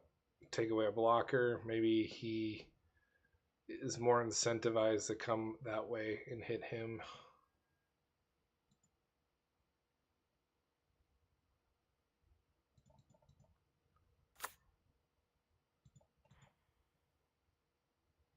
Fortunately, now my card count or my deck size is smaller than his.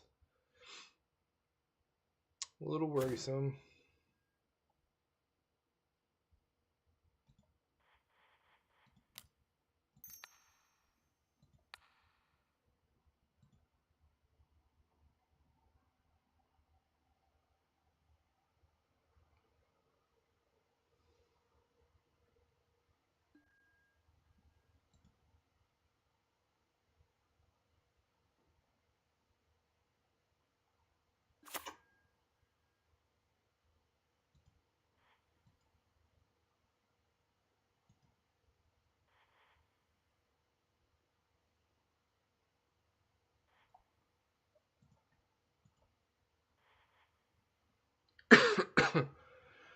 um,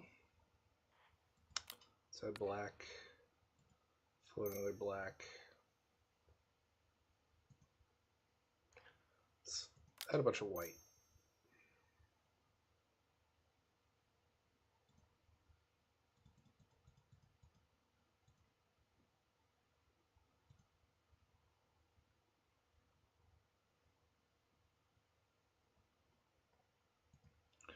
Play the chimes.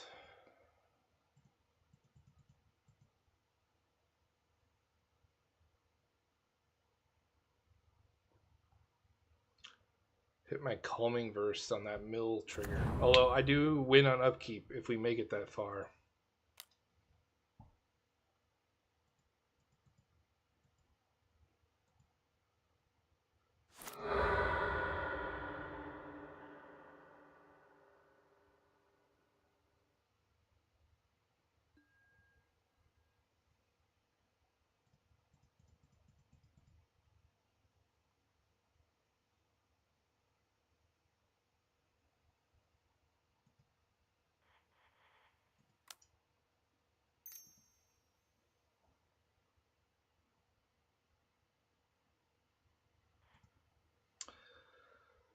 Get the Sterling Grove down and Solitary Confinement.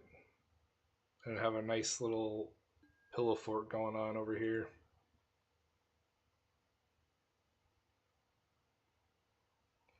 Be quite the turn.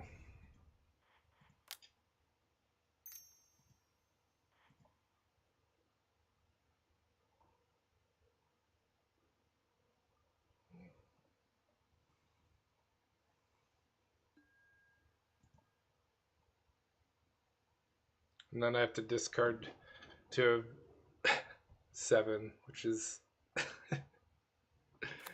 15 cards I gotta discard.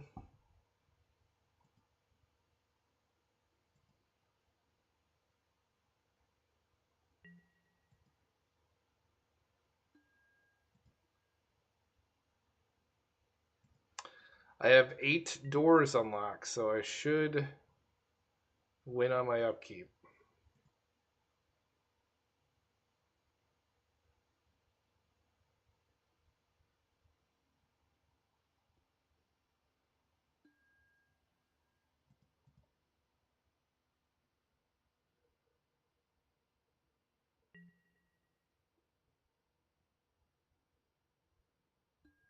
Okay. Uh,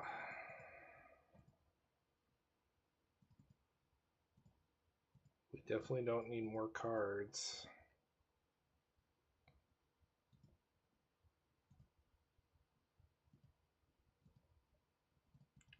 Got plenty of those.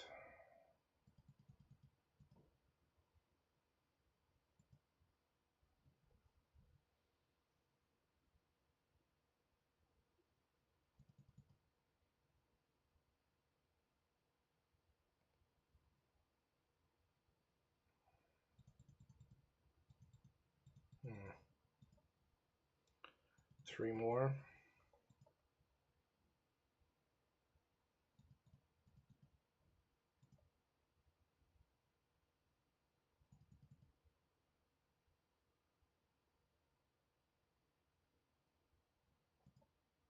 All right. Let's see if it all goes up in smoke to another board wipe. Single target removal won't be enough.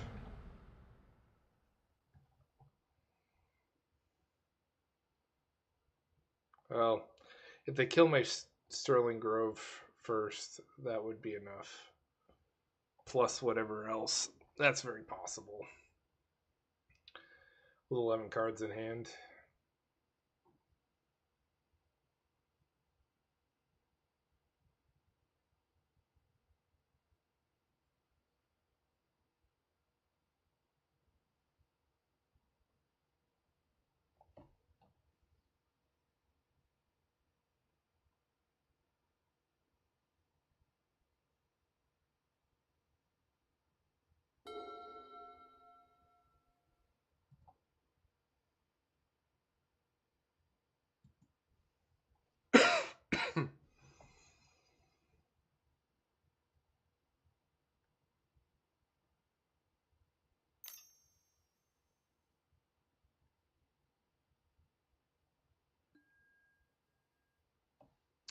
Yeah, Timeless Witness probably gets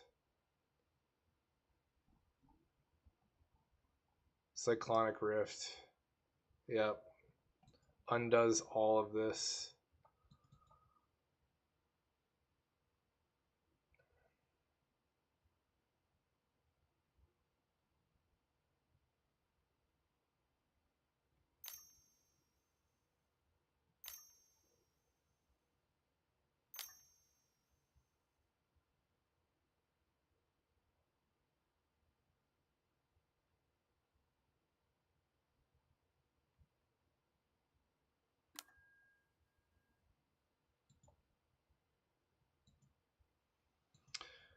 Figured it was too good to be true.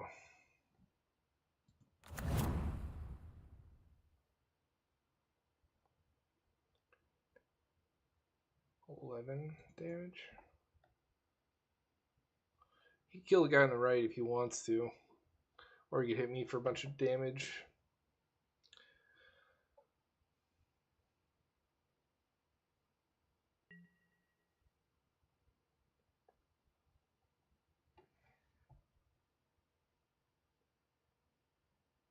Gonna finish him off for exact damage. Alright. Man, this has been the sloggest of sloggy games.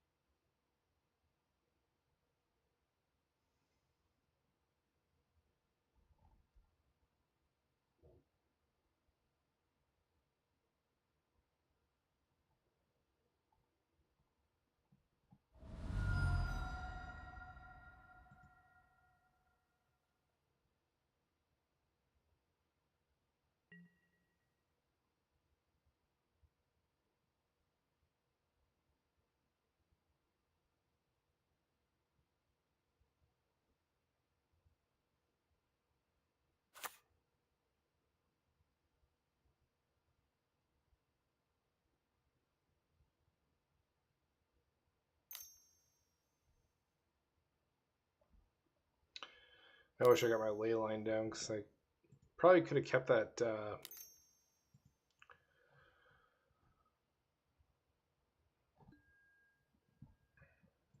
whatever it's called, cyclonic rift from being a factor for the third time.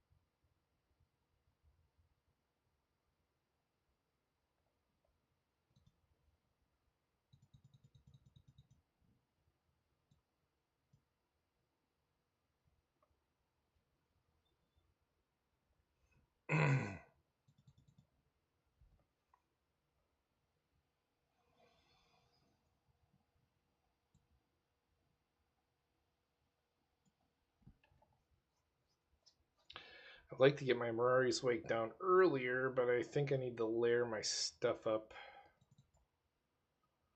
the best I can.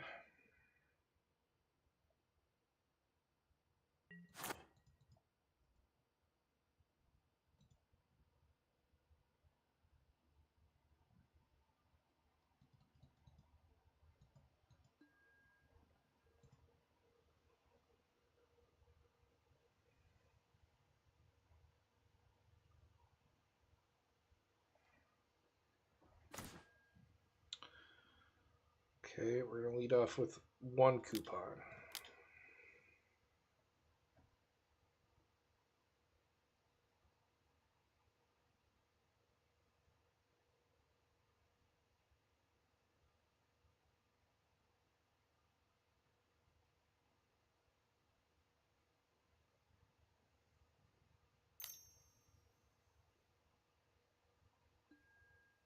Arcane Denial, the Herald.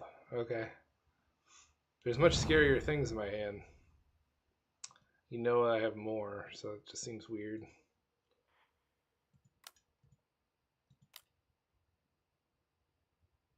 Weird horse to be involved with. Or a weird battle to choose. Now that you can't draw all the cards in the world, your bad habit, hopefully it catches up with him here. And then these next few turns.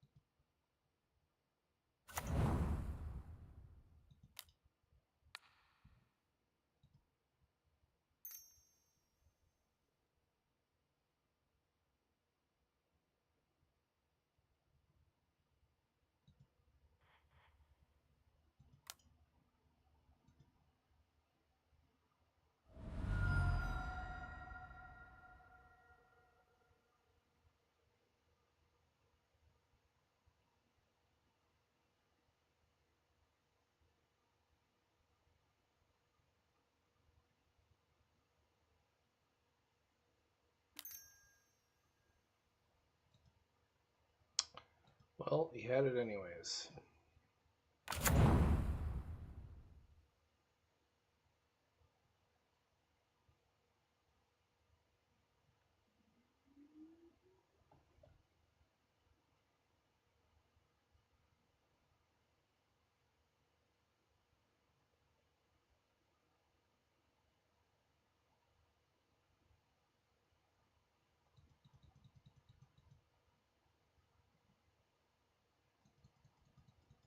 Hmm.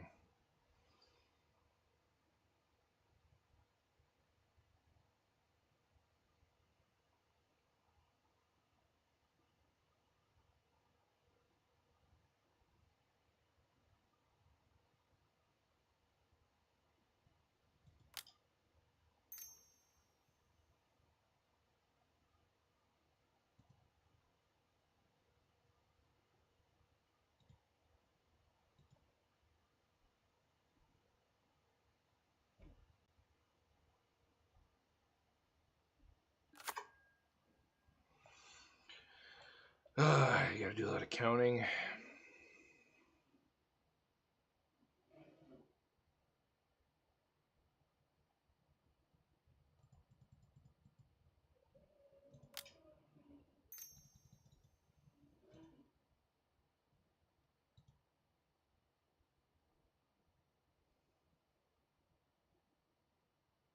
I should have moved phases.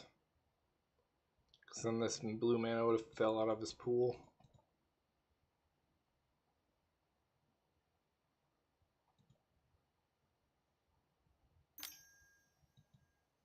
Well, he had it anyways.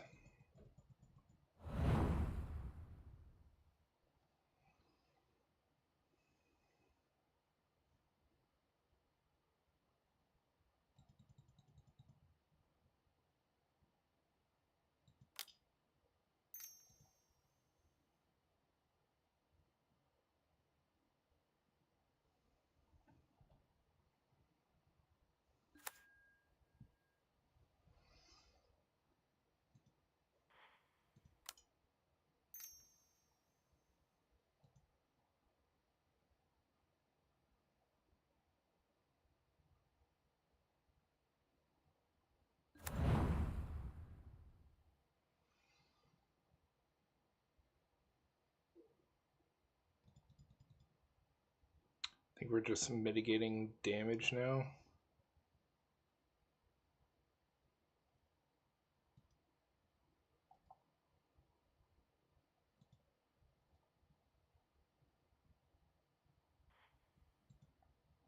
I can remove 2 pieces.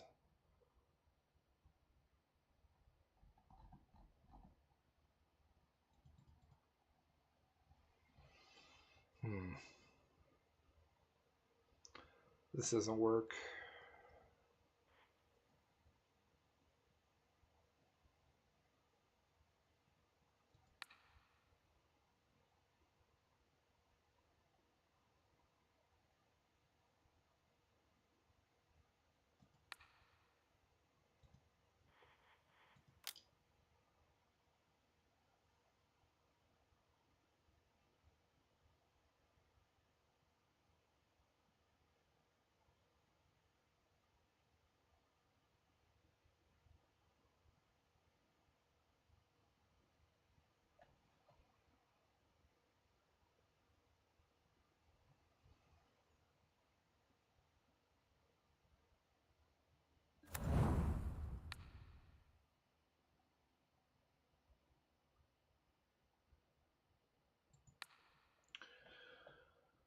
Take away the card advantage.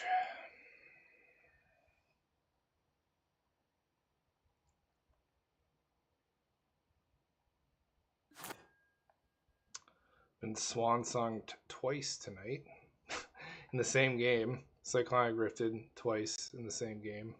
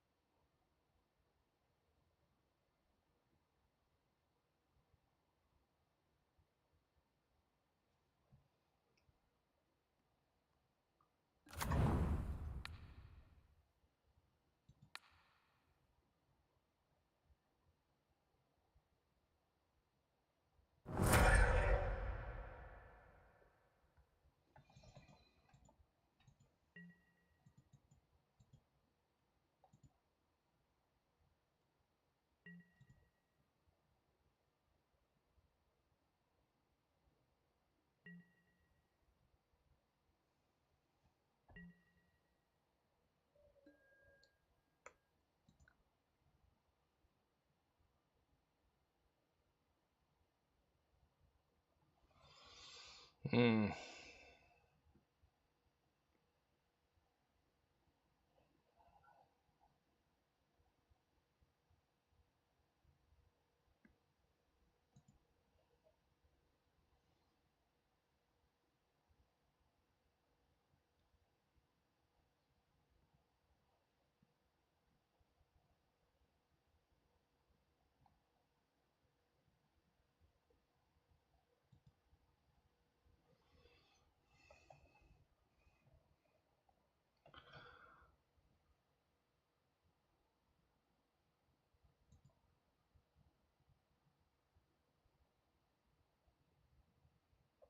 Damn. So I gotta get rid of two more cards. Ugh. I'm pretty far away from accomplishing this. Maybe I should give it up.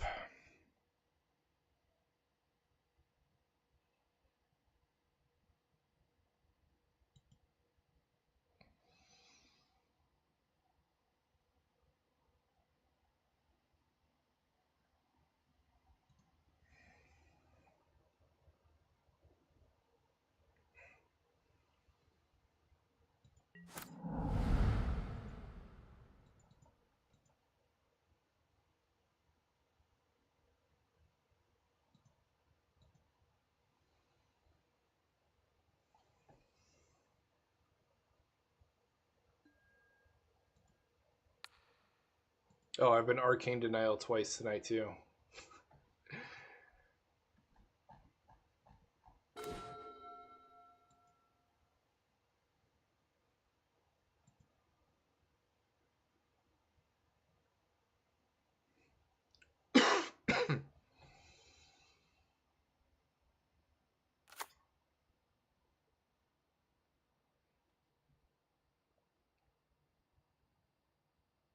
Hopefully, I survive this turn.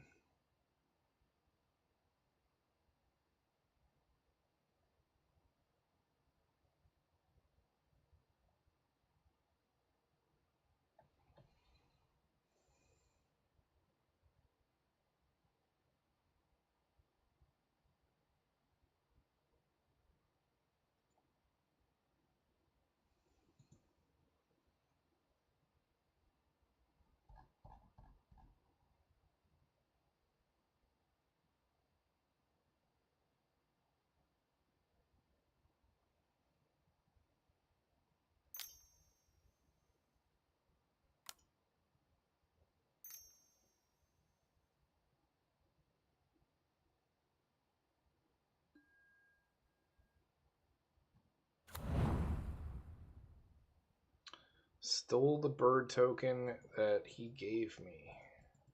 What a nice gentleman.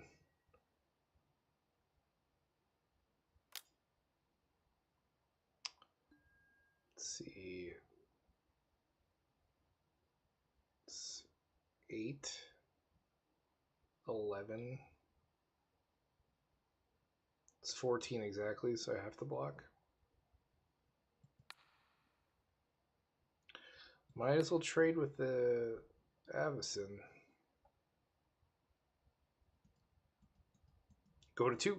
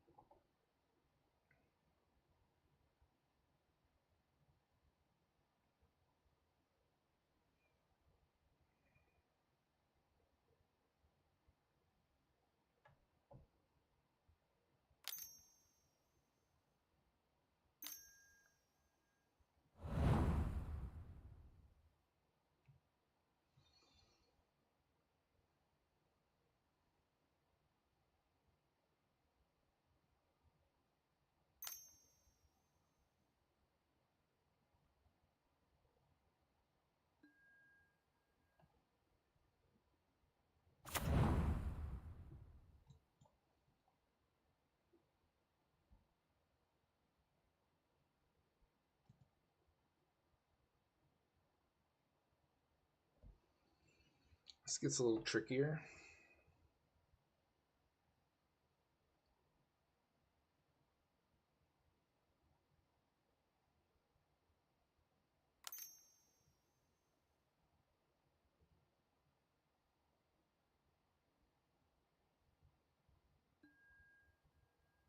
Okay.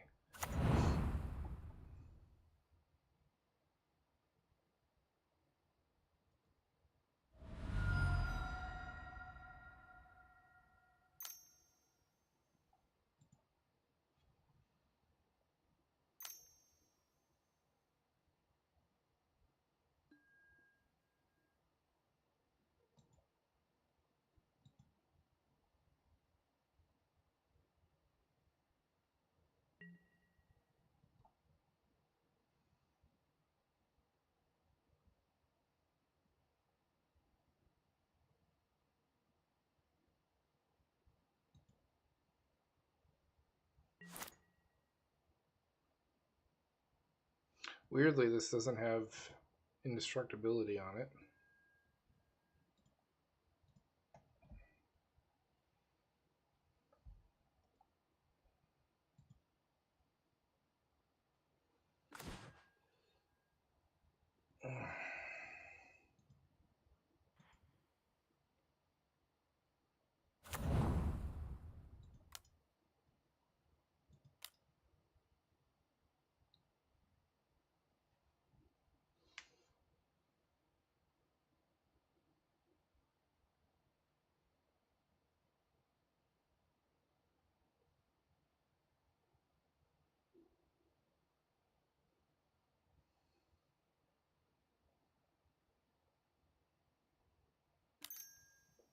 Just okay.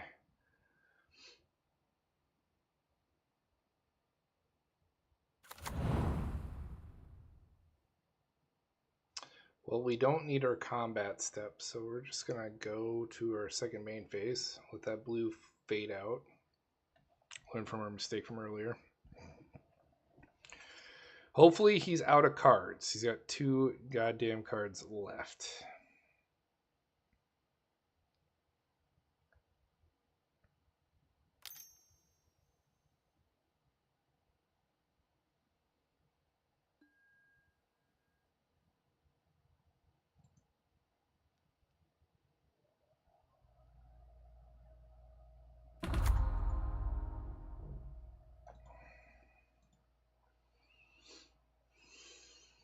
Hmm.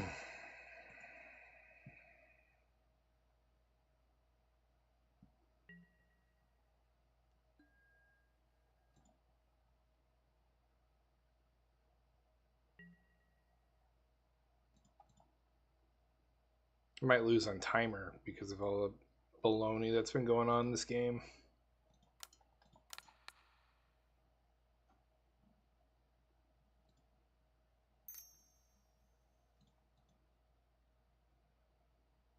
Black.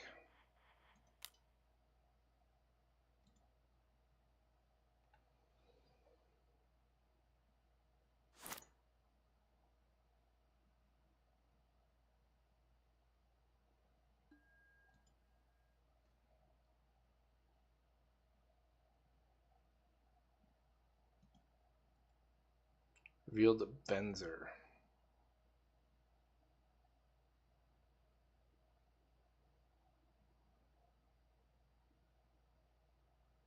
It's in his hand, so okay. Um,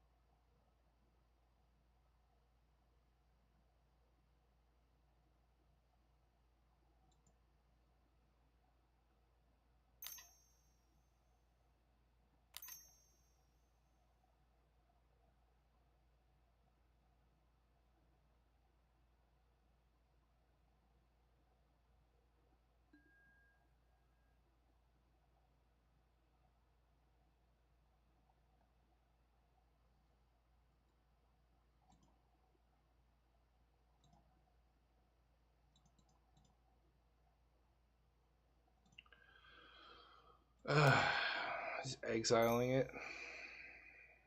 Well, those are my two options here. Bouncing back in this game.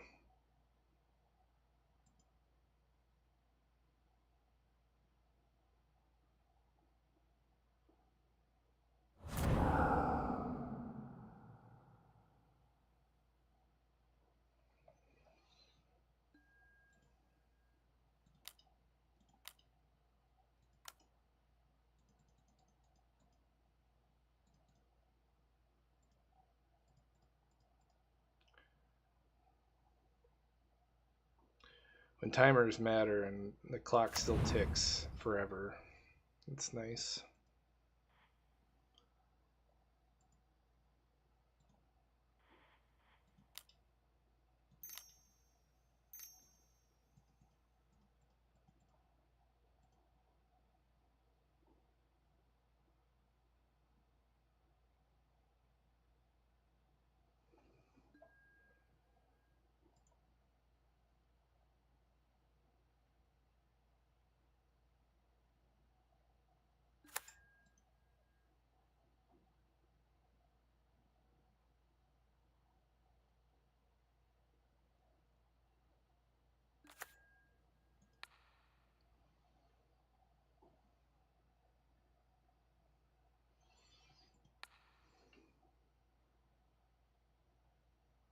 Yeah, I know. I've been trying.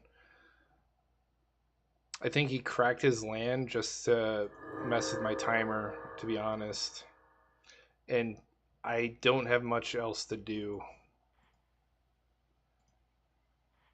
This is basically like a Hail Mary here.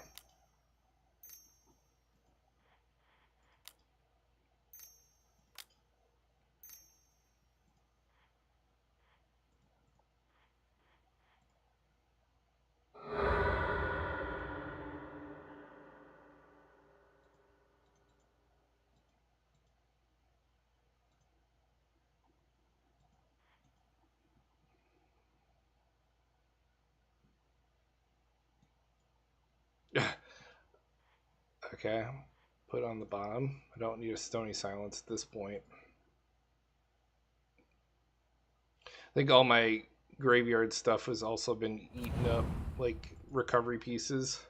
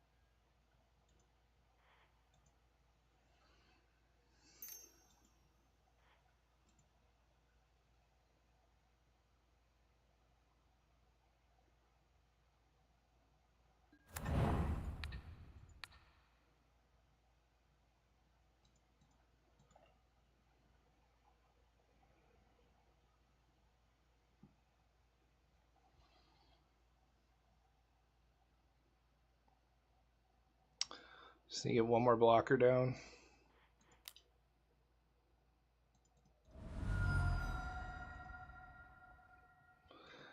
Minimally. One more blocker. Oh, God. So everything sucks up my timer.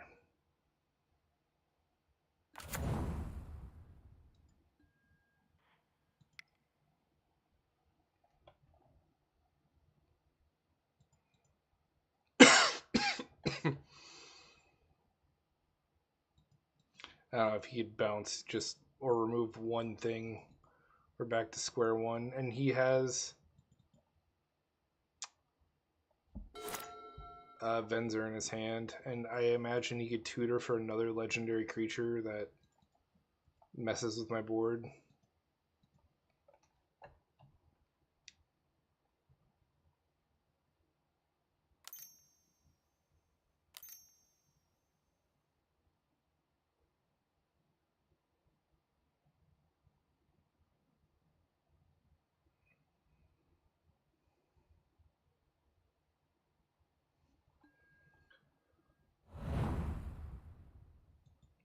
Okay.